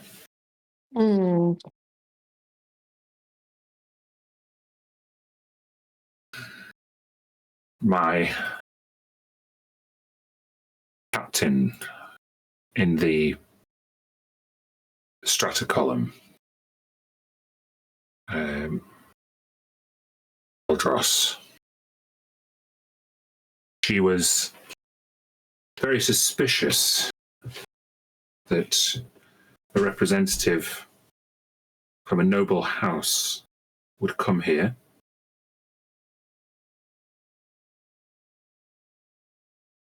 They came directly to me. By order of the Archseer, I was commanded to permit them access to the mines. I warned them about the Dolgrim infestation,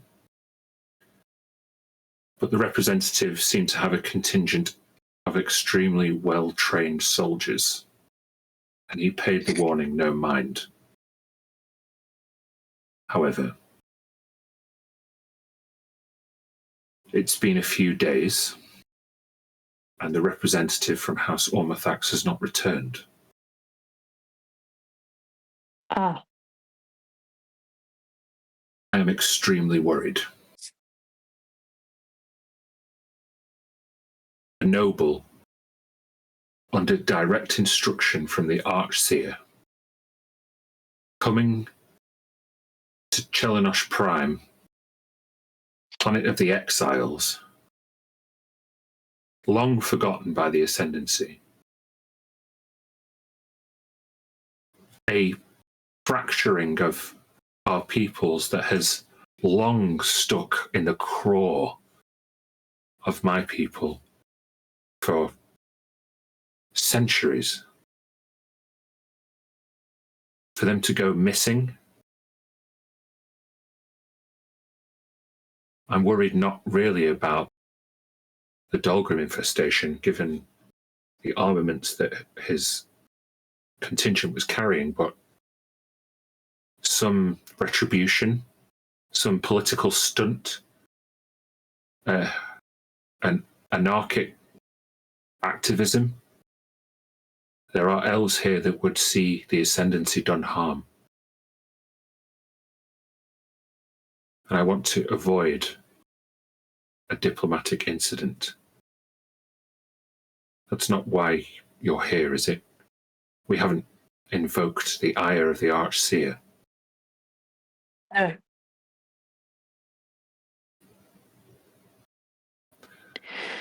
What were they looking for? Did they say? They would not say. What do you think they were looking for?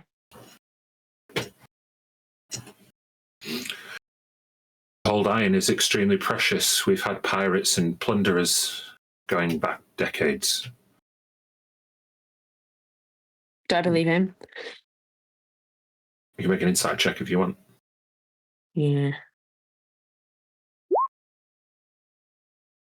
16. He's nervous. You don't get the vibe that he is trying to deceive you. Mm-hmm. Okay.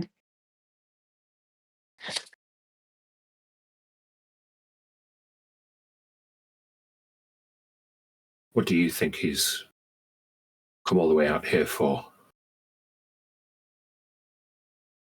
If I knew, perhaps I could assist.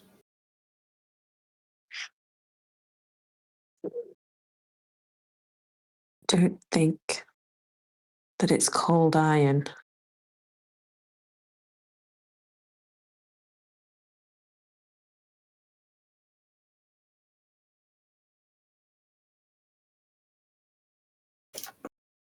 But I don't know much more than that. If he were to go deep enough, he might encounter one of our subterranean settlements. It's not far from here. I would just hope that he hasn't strayed that far. Why? What's there? It's a place called Liminagrod. It's where our god is buried.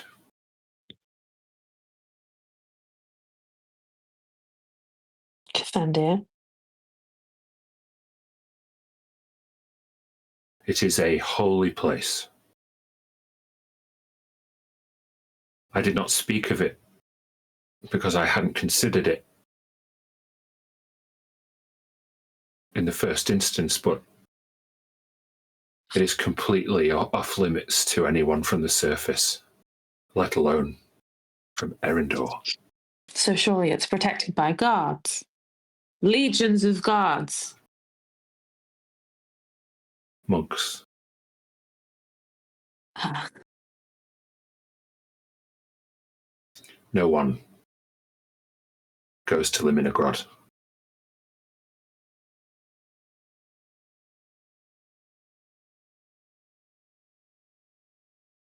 I think we might have to go there.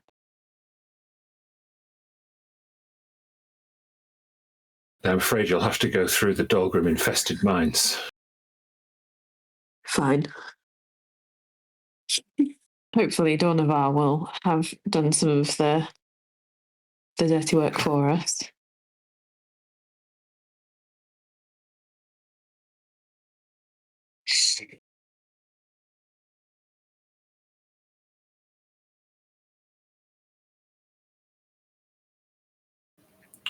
Can you tell me anything more about Liminagrod?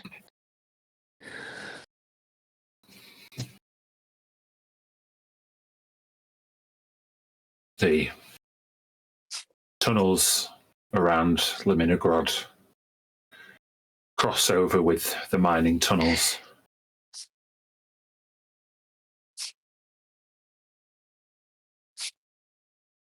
It's a warren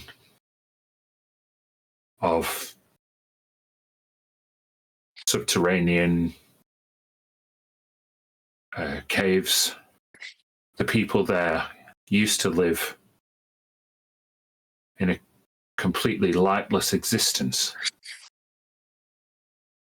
Many of the monks there are completely blind.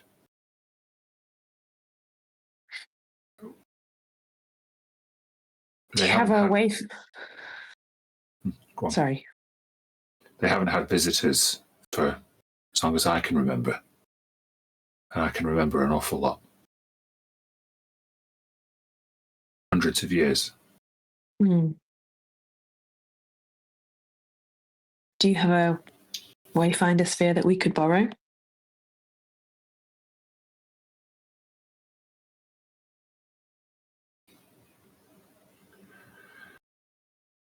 Not that goes to Leminigrod.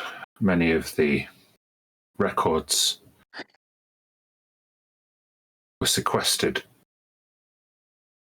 by Dornavar Ormathax. That's what you called him. Yeah. It looked like he was programming one of his own. Of course.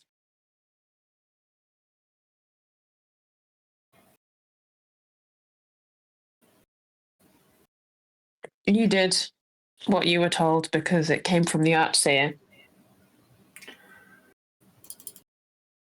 I did not want to invoke the ire of the Triarchy.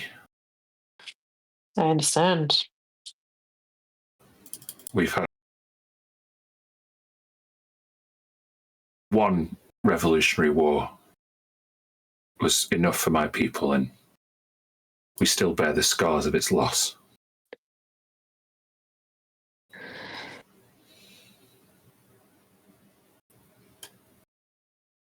From which house are you?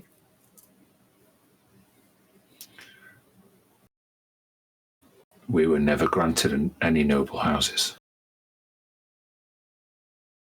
Oh. Such an astral elf thing to ask. Oh, is Sorry, it? which noble house are you again? The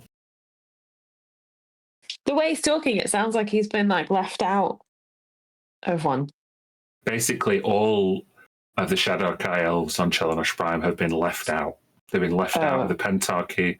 They've been left out of the noble houses. They're the little brothers who toil away in the mines. Who got sick of a lack of representation and split from the ascendancy. Okay, it was a stupid question to ask. That's okay. That's It's Kirsty, not you know. Complex law. Fine. Yeah. He does say that while he can't offer you a Wayfinder sphere, may I offer you something which will help? And you can add, Kirsty, if you like, a gem of brightness into your inventory. Ooh, do you think that's something that will exist in It is something that Roll exists in Roll20. Gem of brightness? It's fully charged. Yeah. Okay. Where are you? Oh my god, what the hell do you do?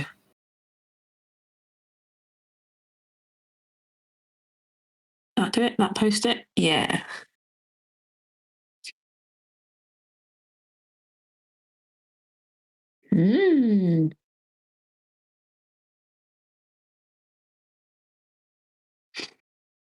Oh my god. Oh, Got a torch. It's a torch that can blind people if you use more charges. Yeah.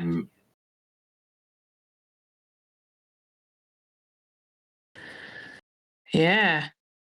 Torch and a flashbang. Yeah. Cause the gem to flare with intense light. Each creature in the cone makes a saving throw as if struck by the beam created with. Oh, cool.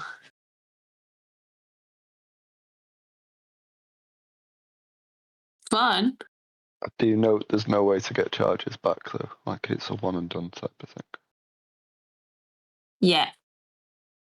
50 charges is a lot of charges, though. You'll have to track it yourself. That's okay. It comes with a useful thing. It's on the thing. You can like knock the charges down. It's 50 out of 50 at the minute. Oh. Useful. Take that. D&D Beyond. Yeah, it wouldn't have a 50 charges that you could knock off on D&D Beyond. Sure. Sure. What does it look like? Can I? Oh yeah, I can just show it to you. Ooh. It's a big old gem. Comes with its own collapsible tripod. Amazing. I could like hold it as a little torch as well. Yeah. Amazing.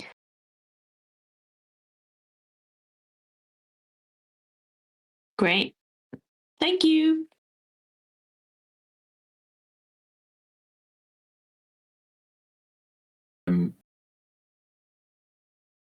Before he lets you rejoin your pals, Volk says,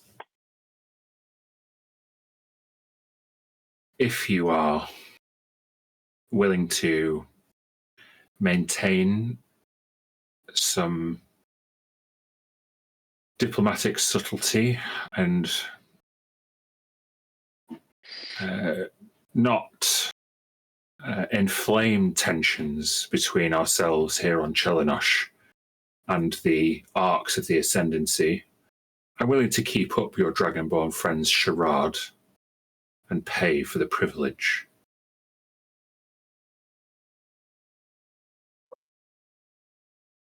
You mean sign the treaty? No, he's already had it signed. But it was the... was that right, John? You were... It was like, you said like an invoice or something? Yeah. I tried to make it like just like a passing thing that we were looking for this guy, not closely involved, you know. Well, basically, what he's saying is the sensitive diplomacy around a noble from the Ascendancy coming down to Chelenosh Prime and going missing, he doesn't want really to get back to the Ascendancy or accept any blame for. And he's willing to pay you all if you all shut the fuck up about it, is what he's saying. We will shut the fuck up. Oh. I say in better words than that. How much? You're not there, greedy. You're not there. He will pay you 500 gold up front. Uh-huh. What he really wants to know is that Laminigrod is intact. And if you can bring him evidence that no one has desanctified the tomb of Cathandia, he will pay you 1,000 gold pieces each. Okay. So 500 up front, 1,000 gold each if you can bring evidence that Cathandia's tomb is intact. How you would quite do that is going to be up to you, I think. But Polaroid. And if it's not intact, then we'll get Dornavar by the ear and drag him up here. Yeah, your job is basically make sure that Cathandia's tomb isn't fucked up and protect it on behalf of the KFZ. Fine. Seems extremely reasonable.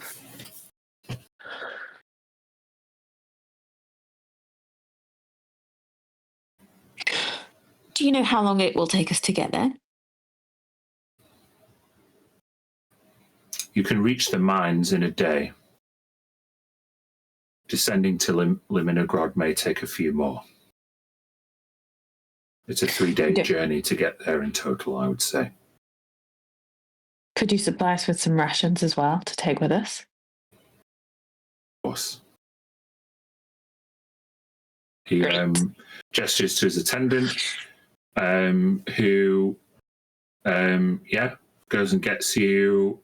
You can all roll a d6 and see how many rations you get each. How about that?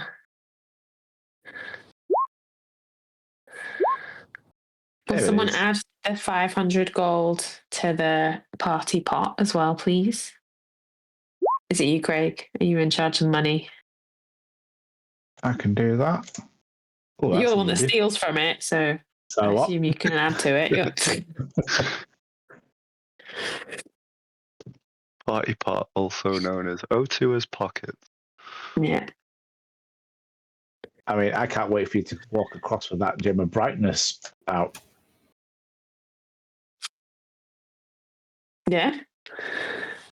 Why? Well, that looks expensive. How much is that worth? He didn't give it to me and tell me how much it was worth. It's for us to use. I think it's going to be very dark. That's not a problem. Who can't see in the dark? You It's can't true. see in the dark. You're a human. I can. I'm a warlock. Oh. What? Nexodus says, you can't see in the dark without my help.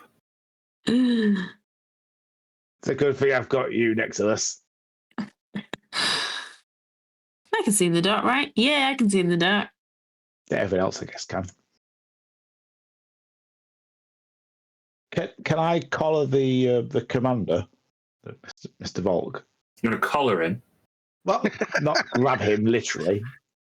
Leave him alone. He's 1,000 years old. If you need us to do a task on the quiet, is it normal for people to be cloaked around here? Should we all have some cloaks and be a bit more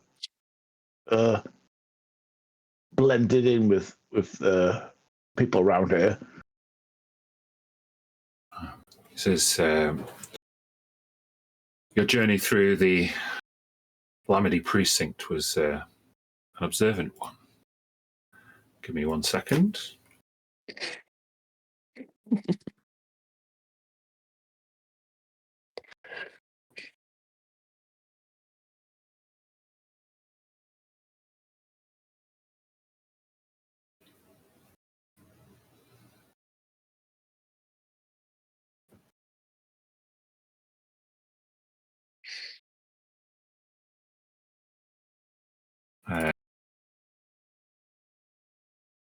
Dee down here. Sorry, I was just looking for something in particular. I mean, I nearly asked Nerix for it. Stupid joke. I've got 2 kids. This is what I do.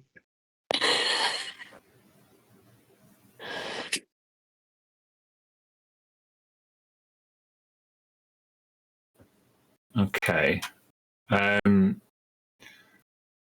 What I would like, he kind of gestures to you to a coat rack, and this coat rack is, it's not just like a one that, it's kind of part of a religious, like this is where your like vestments are put on. It's like these cloaks are, they're cleaned and like kept just so in a kind of ritualistic manner. And this attendant kind of gestures at Commander Volk's orders. It's like Volk sees the sense in you carrying out this mission in a clandestine fashion. So as he gestures you over, I'd like each of you to make an Arcana check. Okay. I will use my special skill again, I think. Oh, nice one, John. Nat He 20 gets a 20 for a and 20. that 20. Oh, so I got a 21. Hmm. 98. And Zam got a 2. Yeah, I don't think I was paying attention. I know a skill check always succeeds, but I was after the highest number. You can decide between you. One of you would get a. Everybody else would get regular black cloaks, which you can add to your inventory. It would make you blend in Dharkusk, no problem.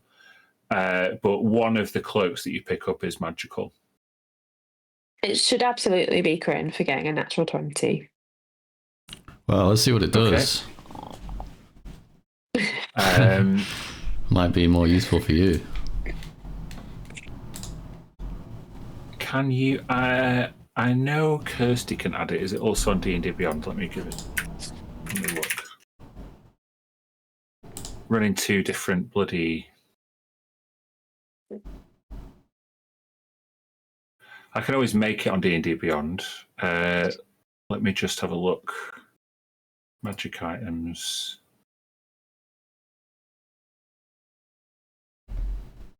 Come on.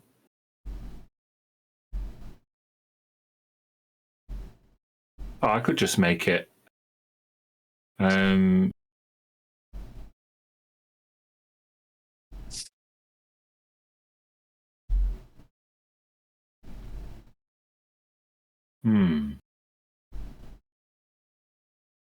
it's going to be a different cloak depending on whether Kirsty takes it or John takes it. So it's up to you. You decide. Go on then. I'll go. I've got to say the natural 20. Yeah. Okay. Then for you, John,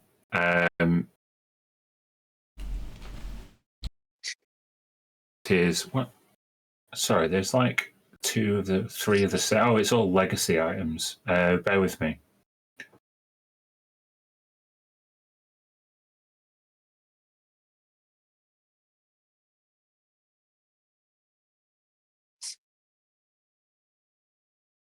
Right, yeah. This is a cloak of displacement. While you wear this cloak, it magically projects an illusion that makes you appear to be standing in a place near your actual location, causing any creature to have disadvantage on attack rolls against you. If you take damage, it ceases to function until the start of your next turn. The property is suppressed while your speed is 0. But yeah, as you put it on, you see Kryn kind of shift and move in place momentarily. You just become very hard to hit and shadowy. Still needs attunement, so I can't use it just yet. But do you have an attunement slot free? I don't. Okay. Well, I need to swap one thing out.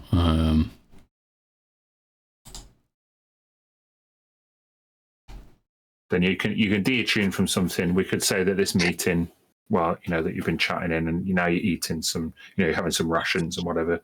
That we could say this counts as a short rest. Mm-hmm. Well, I think what I'll do then is so I'm going to take off the harmonium core. Mm-hmm. But I'll say to Ina as thanks for letting me choose the nice looking cape. You should really have this. Actually, it's your father's after all. Didn't quite have permission for taking it, but he seemed fine with it. Oh. I'll post this. I don't know if this will be on your thing. Roll 20, so it would just be something that I can. You can copy that. Yeah. Cool. I'll take it Oh, off. look, I missed armor. I've typoed. Yeah. Armor class. Good. Hate myself. Wah. I need to edit that right now. Well, when I paste it in as a new item, I'll just fix it. Wah.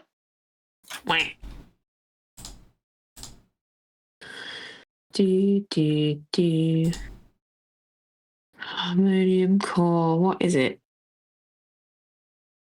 Weapon, armor, shield, heal, Wondrous or tool? item, I think. It's a wondrous item. Oh. Okay, while I'm collaring, Yeah. can I also are you giving us some sort of like letter or stamp of authority to, you know, if we're going to this place that's no one's allowed to go to, we're surely going to need some sort of authority to let us through and check that it's okay.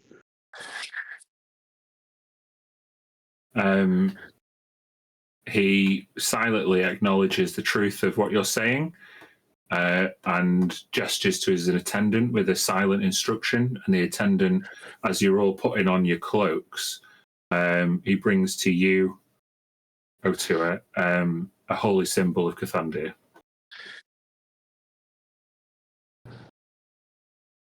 Thank you very much. I'll put it in my backpack for now. Mm-hmm. It's a silver necklace with an incomplete circle at the bottom.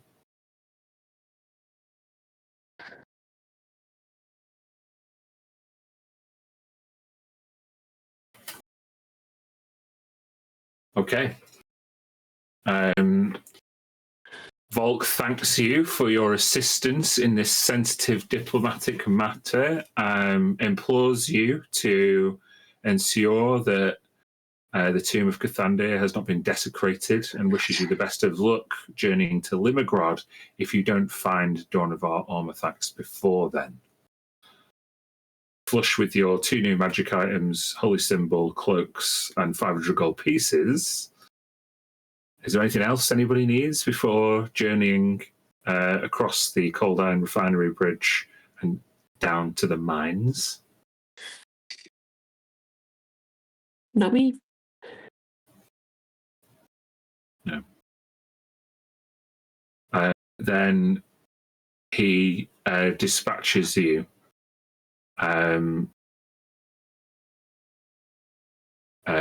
May he return with you.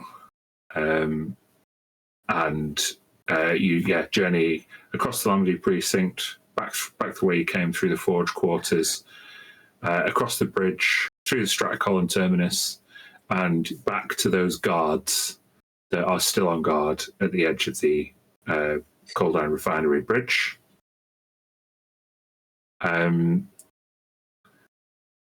They, instead of blocking the way, they see you all approaching in these black cloaks, and they just gesture as if to seek some acknowledgement. They're not like saying, "Where are your papers?" but they're expecting you to produce some acknowledgement as you walk past. What do you do? Otua, I believe my companion here has the correct credentials. Yeah, I'll reach into my backpack and just hold the necklace in my hand, dangling down.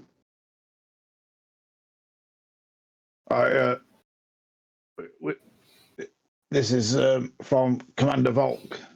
We need access, please. They chatter to each other in muted Chelin, and Nexivus says to you, they're commenting how unusual it is to carry around a necklace instead of wearing it.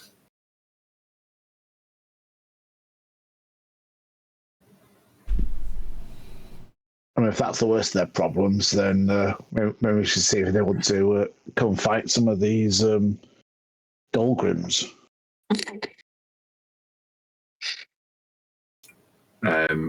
Before you linger too much on the point, they gesture you through and you cross the bridge.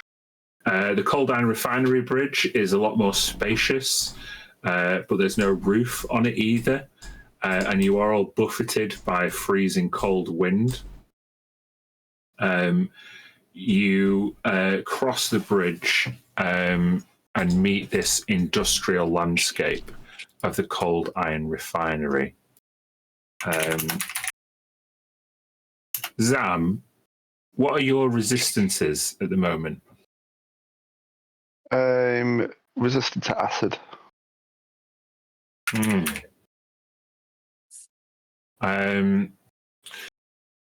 Well, what are everyone's resistances? You're resistant to cold, aren't you, Otua? And so is Bryn. Any resistances for you, Ina? Don't think so. No. Okay. I would like. No, I'm not going to get you to make a saving throw. I'm just going to say that actually, Ina and Zam, this environment seems to be causing some kind of reaction on you. The freezing colds causing your kind of gelatin exterior to just kind of harden up. It's quite uncomfortable.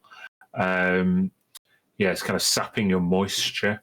And Ina, I think you're overcome with this constant metallic tang and kind of ash and dust in the air. It's very unlike the almost hermetically sealed library that you've spent the past century or so in. As you approach the refinery, you can see it squats low and broad.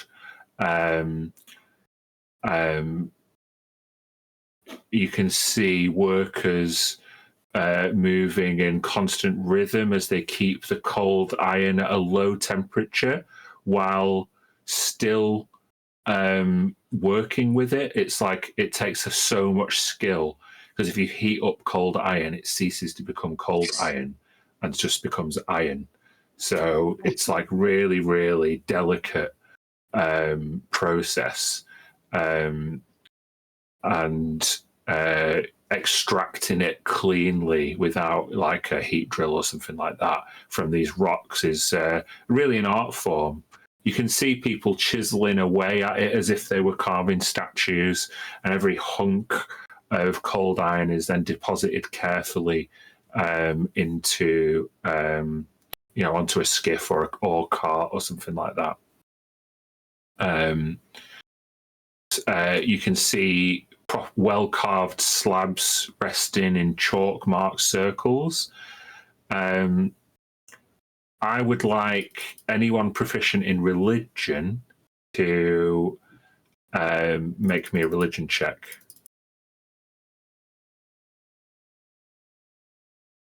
No, no one? No one's proficient in religion. I thought you would have been, Kirsty, no? No. Okay. Then I'll ask the players for a point of inspiration. What do you think drawing a chalk circle around a load of coal iron serves? What do you think it does? Protection. Protection from what? Protection. Being not cold? No, it is protection. It's religious, I'm guessing, because we don't have proficiency in religion. No. So it's protection. I was going to say some sort of ceremony or something to like part of the process. No, when you in D&D, whenever there's a circle, it's magic. But in the circles in the wild, you might find like a mushroom circle in the Feywild or something like that. A chalk circle is usually it's a spell component for the circle of protection spell. But generally, you know that cold iron is extremely poisonous to Fey. And as you store cold iron, and if you draw a chalk circle around it, it means that fey creatures cannot enter it, i.e. they can't touch it. So you can see that they are meticulously kind of enshrined with chalk and other magical glyphs to stop people tampering with it or stop any fey creatures coming into contact with it. You can see huge hammers in the refinery, which compress the cold iron to the larger chunks to make it more workable. And you can see a few elves and dwarves kind of operating that machinery. You can see an elven inspector walking on an kind of an overhanging walkway with a clipboard, who's kind of counting up different cold iron repositories. You can see cooling vaults where the iron is returned to normal temperature if it has had to be heated up a little bit. You can see these like vaults with big steel doors that are like covered in frost. And as you walk through, you can see the outbound armory, which is basically where expeditions are mounted. There's nothing decorative or excessive about it, but there is a KFZ soldier stood at the edge of the threshold with a telescope, a spyglass, looking out over the harsh wilderness. And you see it's clearly been posted there a while as you approach. Is O2 wearing the necklace now? No, I can't wear more than one necklace. Why? Then there's rules. He's only got one neck. Have none of you heard of layering? Only protecting from ordinary snakes. Perhaps someone else should put the necklace on then. Hey, there you go, Ina. If you want to wear it. Psst, I'll put it on.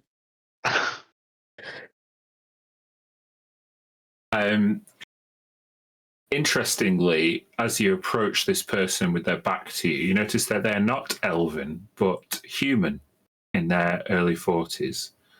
And they are wearing KFZ gear.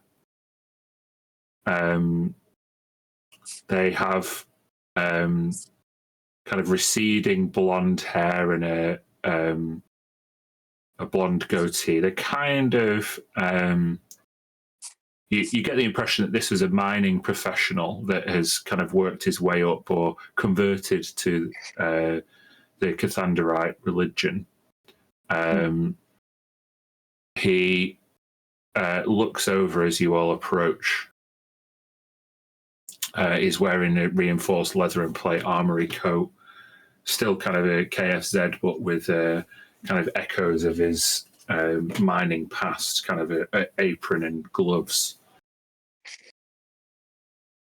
Good afternoon. The commander has let me know to expect you. Yes, we're here to deal with the Dahlgrim infestation. Yes. We're glad of it. We've not been able to send an expedition in a few days now, and the Dahlgrim problem has really kind of backed up the schedule here in the refinery. The workers are anxious to crack on. We'll be very grateful. Can I have your names? Yes, I'm Annie. Takai.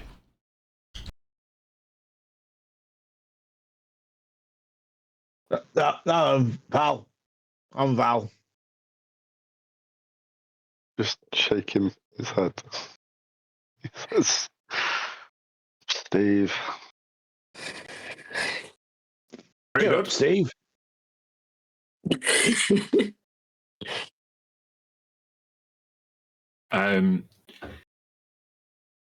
Well, I'm Tav. Good to meet you. May he return. And he steps over a chalk threshold and uses like a ceremonial broom to break the chalk line. I'm glad to see you've come properly equipped for making your way across the surface. He points out the direction to the mine.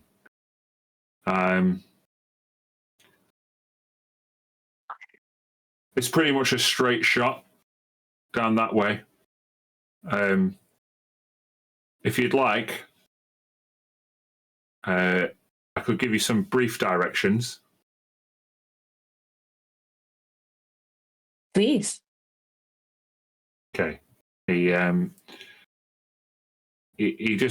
basically gives you a loose description of what to look for. The mine that you're after.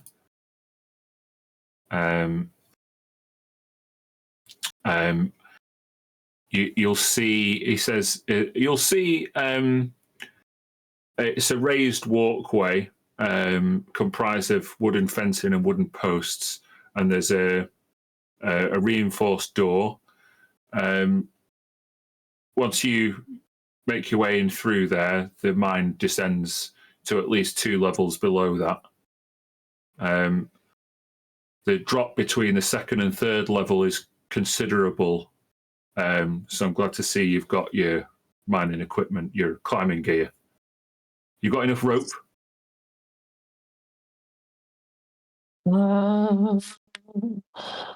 Hope so. Do we all have some rope? I have a rope of climbing. Oh, Just yeah. I'm in 60 and foot. another rope.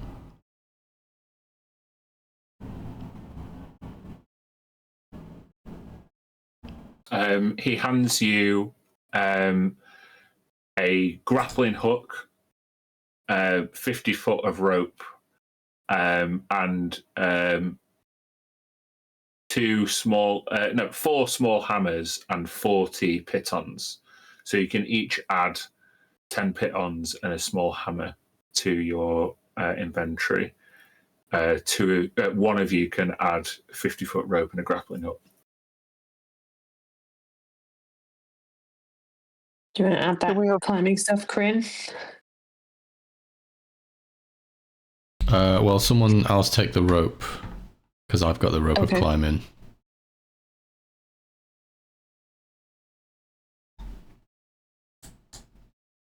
Got 10 pitons and a hammer each. Small hammer. Does anyone else want to take the rope? I have 2 ropes. Oh. So I don't need a third, I think. Go to it. I can. I'm going to ask the guy, could I have some spare chalk? You seem to use that a lot down here.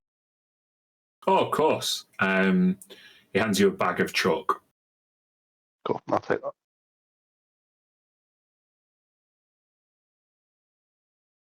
Okay.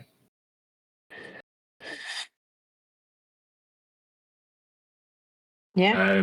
Right. We're going to make our way to the mines now. It's important, he says, that you don't try and camp out on topside. If you're going to have to camp and you haven't found your way to the mines before you need to rest, then he says it's important that you find some shelter. Okay.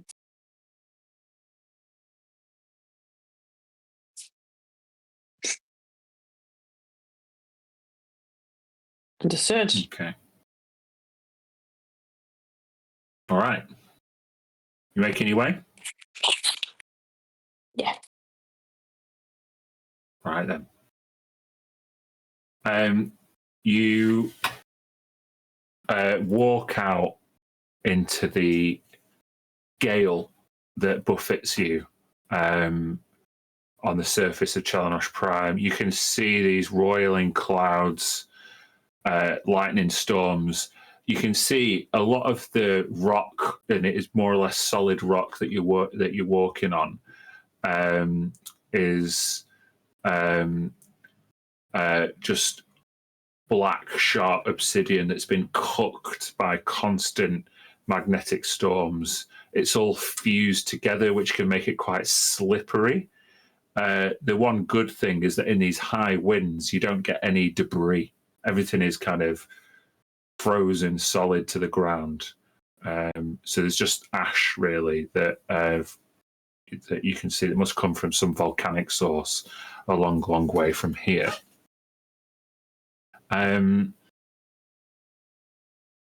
You're going to have to make a survival check, guys, a group survival check to see if we can cope in these conditions. If you have anything which might assist your navigation in outdoor terrain, let me know. You could get advantage on your survival check. I think I do. One. I have the Elder Cartographer's Glossography, which gives me advantage on intelligence or wisdom checks related to geographical features or location. Yeah, that's exactly what you need. This is your almanac of finding your way around on the surface. So I'll get advantage on this survival check. Yeah. Cool. Great. It needs to be a group one. 21 for Zam. 17 for Kryn. 13. That is a group pass. It was a DC 13, so everybody passed, I believe.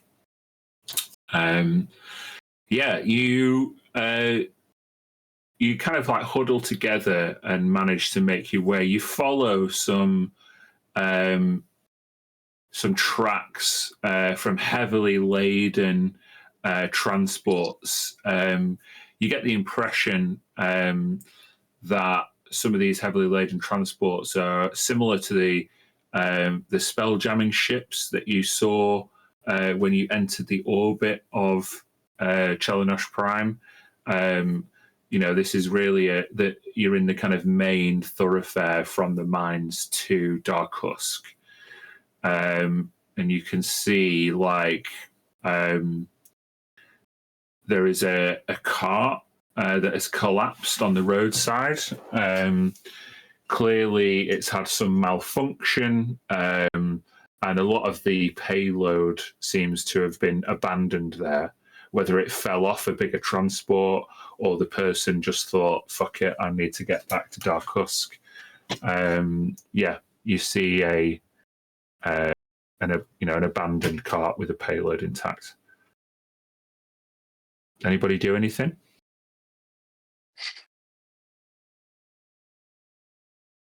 O2 is eyeing it up, but thinking more of the return journey.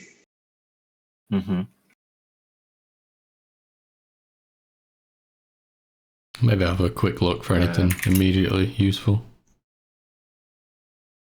We'll just get an idea of what the cargo was. Bear with me 1 second. You can make an investigation or perception check.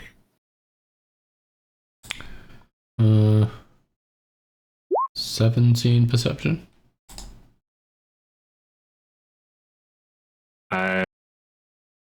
Good. You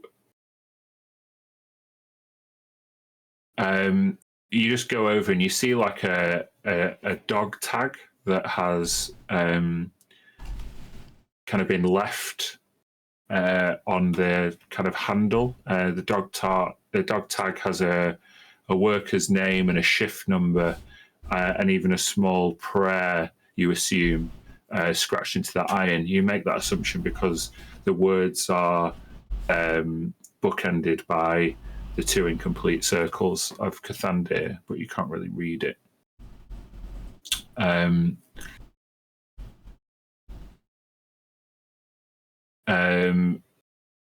For someone to abandon their dog tags, they've either said, "This is mine and I'm coming back for it later," i.e. they've laid claim to this cart, or the worker has been separated from their dog tags by another means. Mm.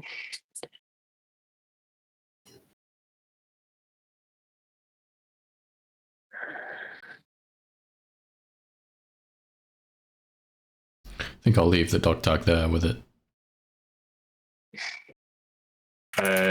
The name on the dog tag is Vornis. You can see.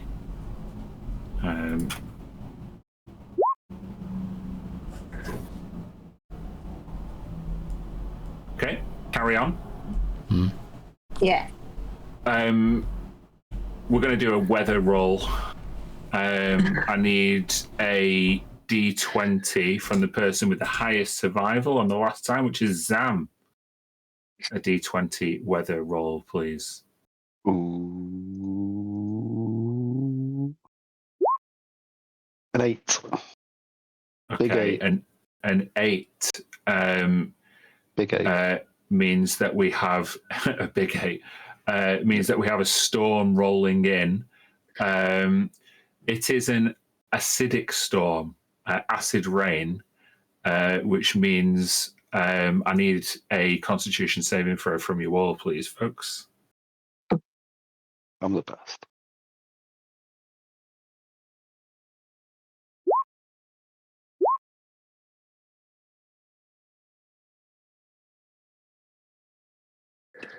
Okay. What's your... no, sorry. It's not your spell save DC. To pass is a DC 13, which means Corinne and Zam lose. Crit on the second dice as well. That's well known. Womp. You take six acid damage if you failed, 3 if you succeeded. But if you're resistant, you can obviously halve whatever damage you take. Okay. The rain burns as it comes down. I'm going to use Lay on Hands to just regain that. Okay. As I pull the magical cape over Tort. Mm-hmm. Hold on 1 second. You pull your cape over and continue going. You know that it's important to try and find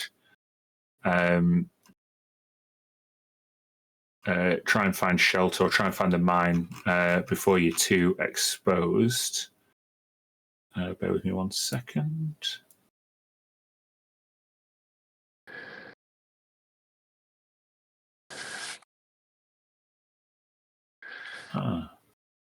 So.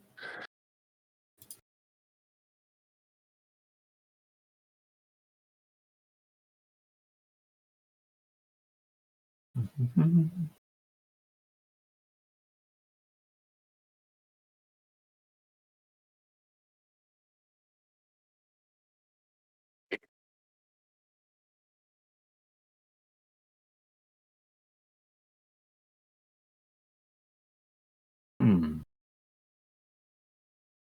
Okay, we're going to do, before that we get to the last leg, before we get to the mine, we just need one more survival check. So we've made it most of the way there. We've just got to see if we can get to the mine before we need to rest. So it's a 19 from Zam, 6 from Kryn, 11 from Otua, and with the advantage, 22. Yeah. Nice. So that's another success, which means you guys happen upon a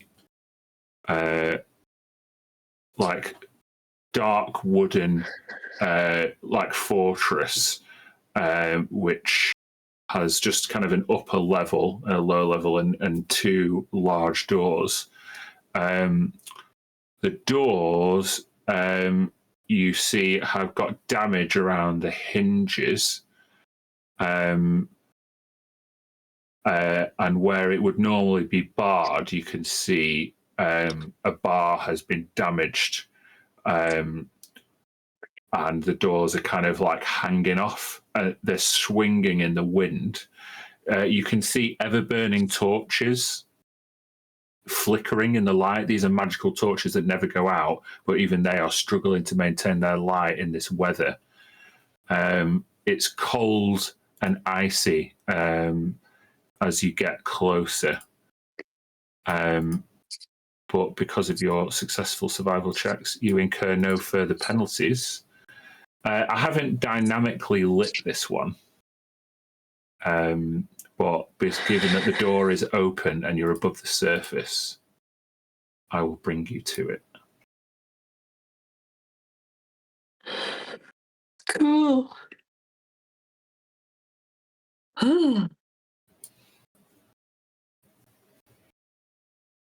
So, there you are. The mine stands curiously silent, from the outside at least. How do you approach?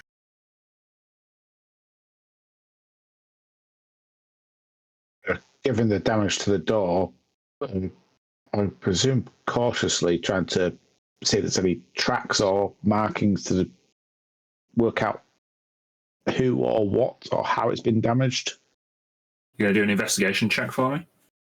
Sure. 19. With a 19, you can see evidence of battle. You look closely, and you can see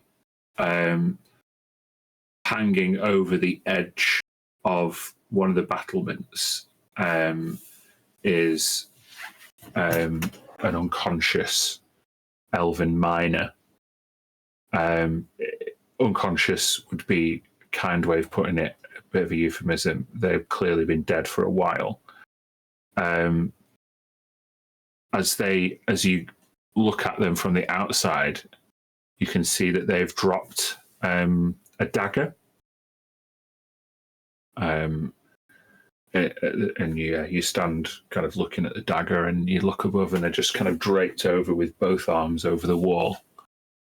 Life completely gone from their eyes.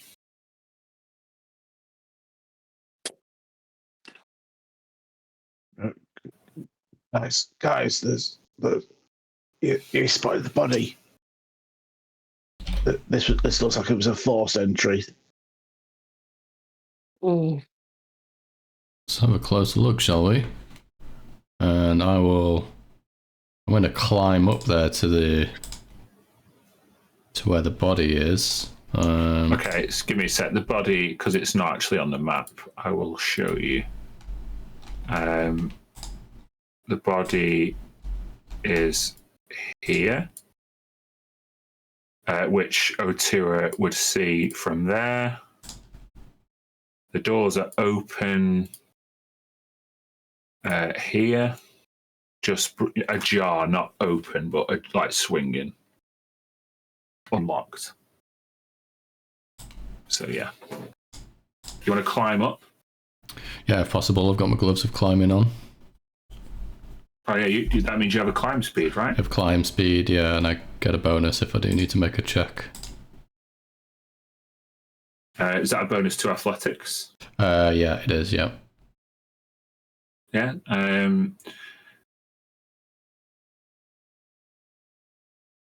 How do you want to do it? If you're just climbing, and you're not doing it quickly, I won't make you make a check because you've got a climb speed.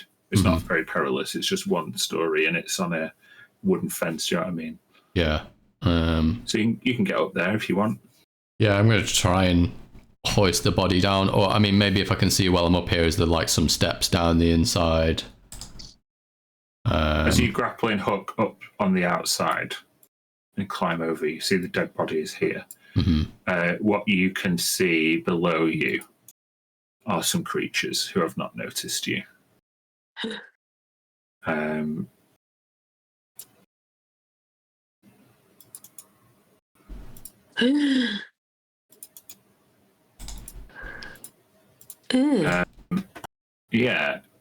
This is what you can see. Oh, not that one. Where are they? Here we go. Corinne, as you look down, you can see these. No. Nice. They seem to be scrambling around, trying to keep warm. The one directly below you seems to be scrambling at the kind of embers of a furnace that has long gone out, and there's a campfire across the other way. These strange multi-armed creatures are just kind of chunnering to each other in this like foul goblinoid screeches. But given that you have gone over the top before trying the door, they haven't noticed you. Okay, in that case,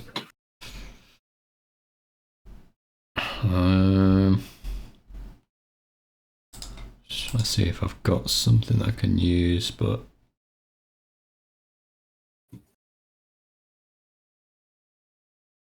yeah, nothing specific, but I'll see if I can just pick up like a stone, and toss it like down the way to see if I can get it to distract them. Then, weirdly, we're going to do a deception check. How can I throw them off the scent?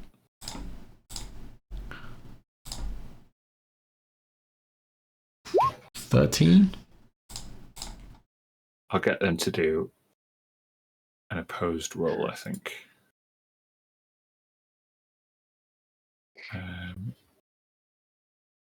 Where have we gone?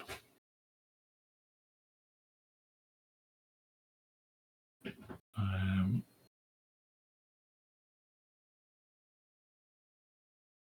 on. Do the roll. Please? Oh, there we go. Yeah, sorry, it's done it now. This one Dolgrim, this strange amalgamoid goblin creature, hears movement and is instinctively drawn to it like a dog, and just kind of rushes down this way. Doesn't seem to bother the other two. It's like, you see, it has like two tongues that distend from its mouth,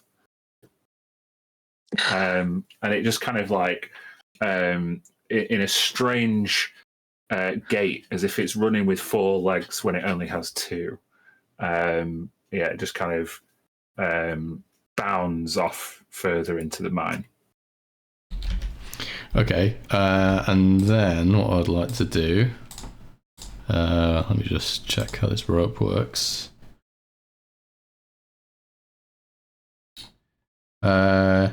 So I want to use the rope of climbing. I'm going to try to do this quietly, obviously, and tie that around the body, and then hoist him over the edge and use the rope of climbing command to gently lower the body down, so to where O2 is. Yeah, no problem. You use your magical item and secure the elf's body in the rope as it descends harmlessly towards Otua. And I'll drop the rope down after and then just climb back down. Okay. Carefully as I can. Zam and Ina, what are you doing while this is happening?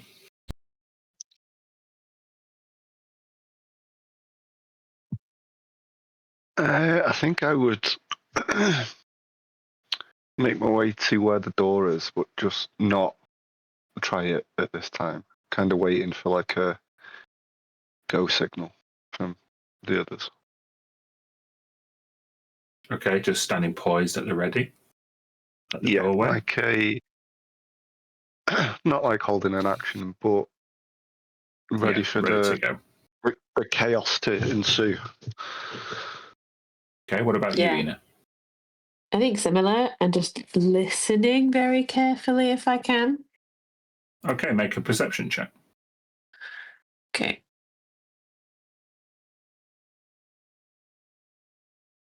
It's a 16. It shouldn't be with advantage. Still with a 16, you hear from the other side of this doorway, which is blowing in the wind, even in this bad weather, you can just hear like.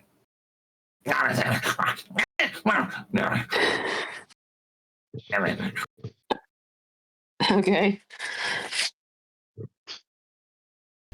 Nice goblinoid murmur. Mm-hmm. My children are there. Otua, this body that Corinne has secured is lowered down at your feet. What are you doing? I think the first thing I'll be doing is checking for cause of death, see like what wounds have taken. Make a medicine check. As I'm doing that, if Crin's come back down, I'll be like, "Did you see anything? What's over there?" 17.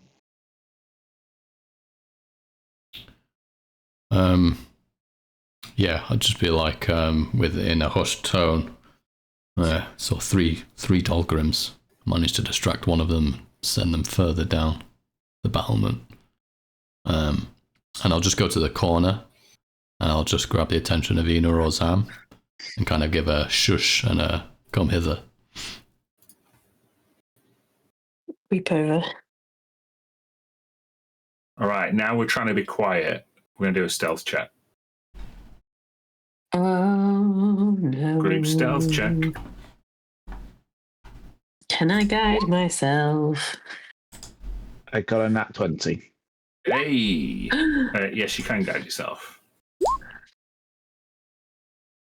Not 20, 15. 14, 15, 20. 18 I got. For me. 18.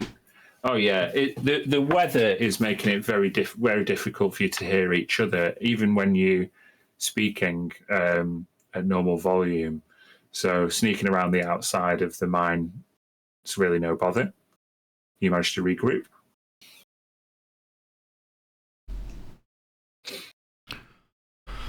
I thought this fellow might have some use in him just yet.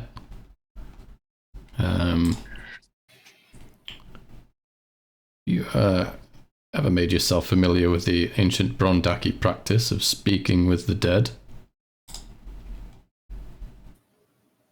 No. And Can you do that? I can give it a try. It'll be my first time. And we'll, maybe we take the body just like a little bit further away, so we're not like right next to the battle bed, up against a tree, or prop him up. And I'll be like, funny, back when I was on Brondaki, I hadn't even learned of this this old skill. It was something actually I picked up in the CCD, but I never had a chance to try it in the field. If I'm doing it right, then we should have 5 questions we can ask the deceased. Any suggestions where we might start?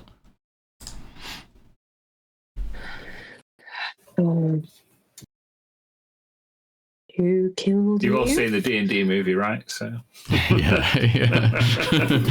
Yeah, be very careful. Presumably, we need to find out if he's seen Donovan. Mm-hmm. Or an astral elf.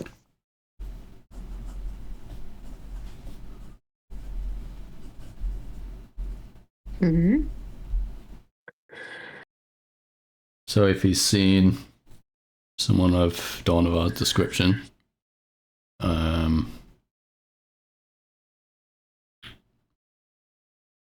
Do they know how many of these things that there are? How many they've seen?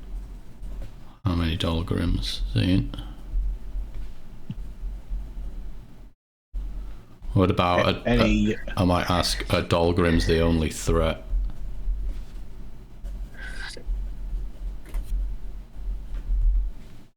Just in case there's something else going on.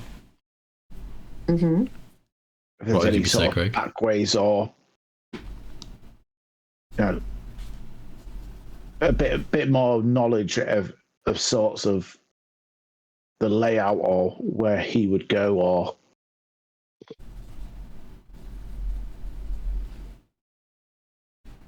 So secret passageways or advantageous routes.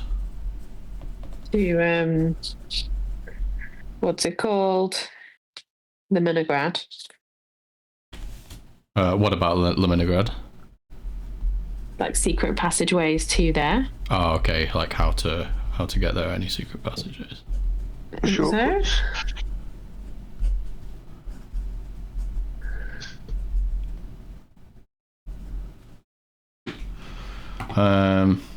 All right. Let's try this. So let me just see if this marks off. I think it does.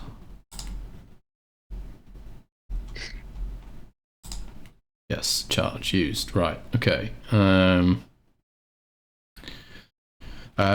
I will. How does it look when Kryn uses his armor as kind of traditional Brondaki warrior armor that's covered in bone to cast this spell? I think maybe he's kneeled in front of the body and he's preparing how to do it, and he would kind of like he's touching his own armor, he's touching the bone, touching the scale, and he just sort of uses like an internal focusing technique, and then maybe he doesn't even speak Brondaki because he lost it. He lost that tongue, but like maybe some Brondaki words, maybe some old Brondaki words kind of come out. He doesn't necessarily know what they are, but they kind of murmur out of him. And he places his hand on the shoulder of the guy and sees if it works. As you prepare this spell, and then you, just, kind of murmur and mutter through this broken Brondaki, you place your hand down on the deceased, and you can feel their bones bend and contort and break. As they break, the body becomes looser and less rigid.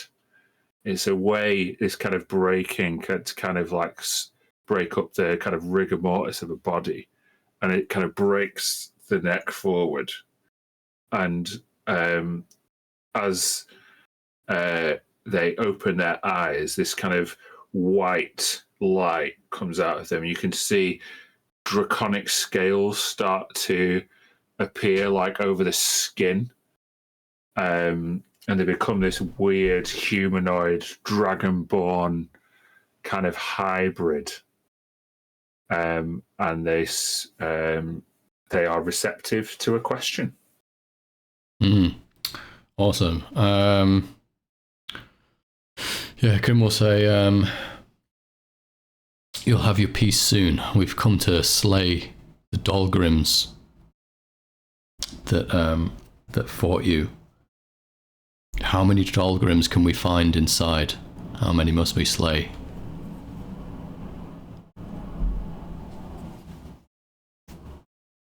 Dhalgrims are many. No more than 20 came into the mine.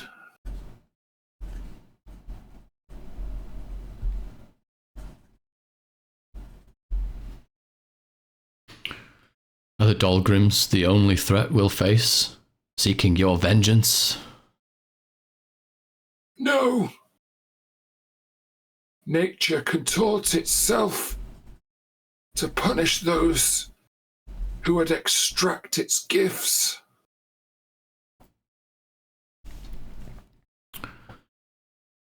We are missing a companion. We need to carry out this deed for you. He's an astral elf, blonde hair, and I'll go on to describe in the best of my ability Dornavar, and ask, have you seen him?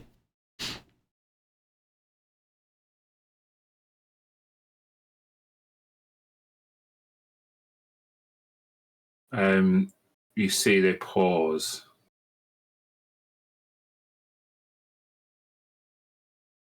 I can't be certain.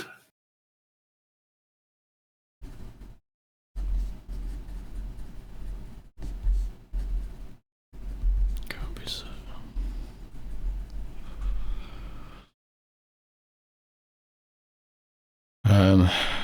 How do we reach Liminigrad?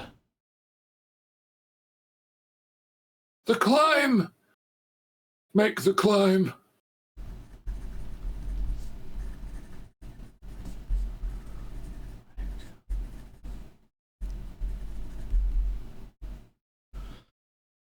Are there any secret passageways or advantageous routes you can tell us about?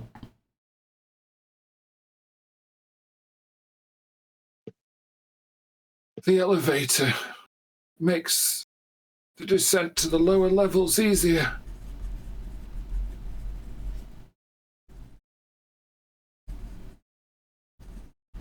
All right. Rest now, and I close his eyes. That's the last question.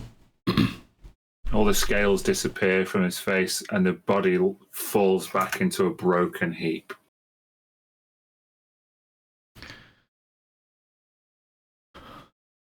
Wow, that was something, Kryn.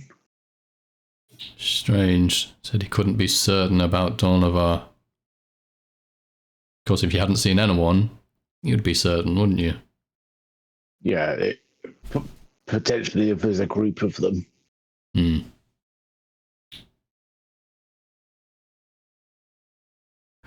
Well, saw 3 of them inside to get started off with.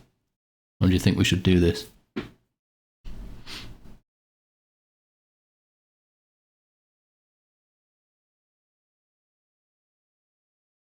Oh, me and Zam are usually ones for tactics. Really, we fly by the seat of our pants most of the time. I'll lead to your concept trading.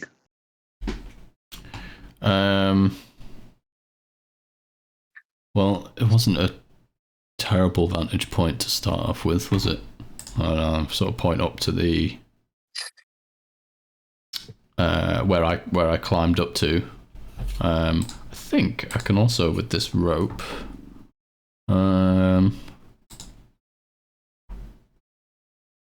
Yeah, it says that I can, while holding one end of the rope, I can take a magic action to command the other end of the rope to animate and move towards a destination you choose, up to the rope's length away from you. That end moves 10 feet on your turn when you first command it, and 10 feet at the start of each turn. So it takes a few turns, but just for the sake of using it and make it easy as possible for everyone, I'll use that to assist our climb up onto the ramparts there. Sort of send it up and ask it to tie up on something, yeah. So using the rope of climbing. Yeah, just even though we can climb with the gloves and everything, I figure like we want to be quiet and careful as possible, so all the help we can get, you know. Yeah. As you go in as a group this time, I will make you, even though you've got it, you know, with this magic item, getting up this one level, it's not like you're properly rock climbing, but with the magical assistance, I'm not going to make you make a athletics check. But I will get you to make a stealth check at this point.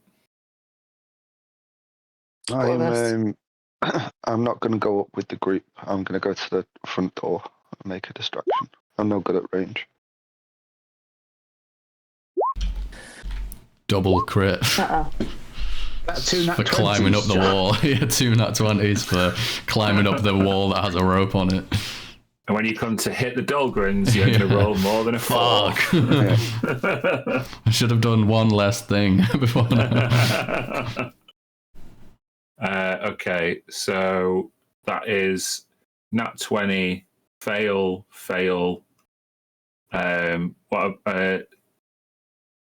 Sam, I'll need you to make a stealth check as well, just to get back round to the open door without being spotted. What? Was that 2 nat 1s? Yeah. The 2 nat 1s and the 2 nat 20s cancel each other out. Oh no. It's a fail, guys, a group fail.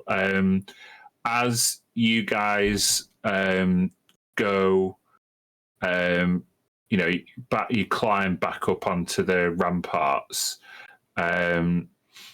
You see these two happen to spot you. Their passive perception is 13, and as they look up, they both like scream, and they seem to set off a chain reaction, and summon a few more Dahlgrims.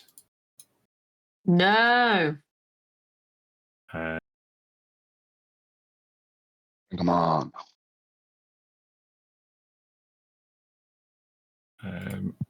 You see these start making their way forward.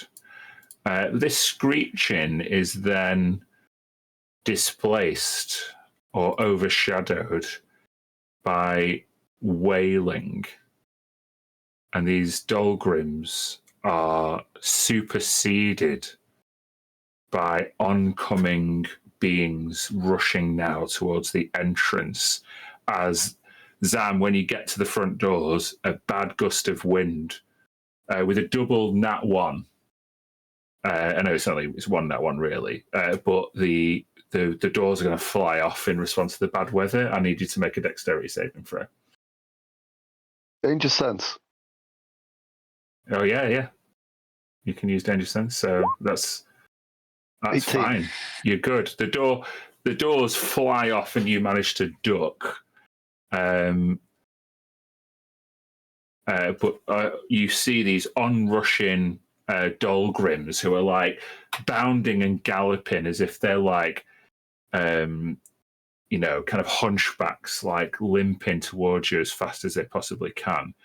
But their chinnering and chuttering is superseded by wailing of a creature that you can now see, Zam, because they're much taller than the Dahlgrims. This leaner, taller, mutated elf like person. It's a Dahlgaunt. Looks like this. Oh. No. Oh. All nightmares tonight. Okay, good. Yeah. And rather than start combat at 22:11, guys, we are going to start our next session with an initiative roll. I'll do a hot start. Sounds good. Is that going to be them playing together?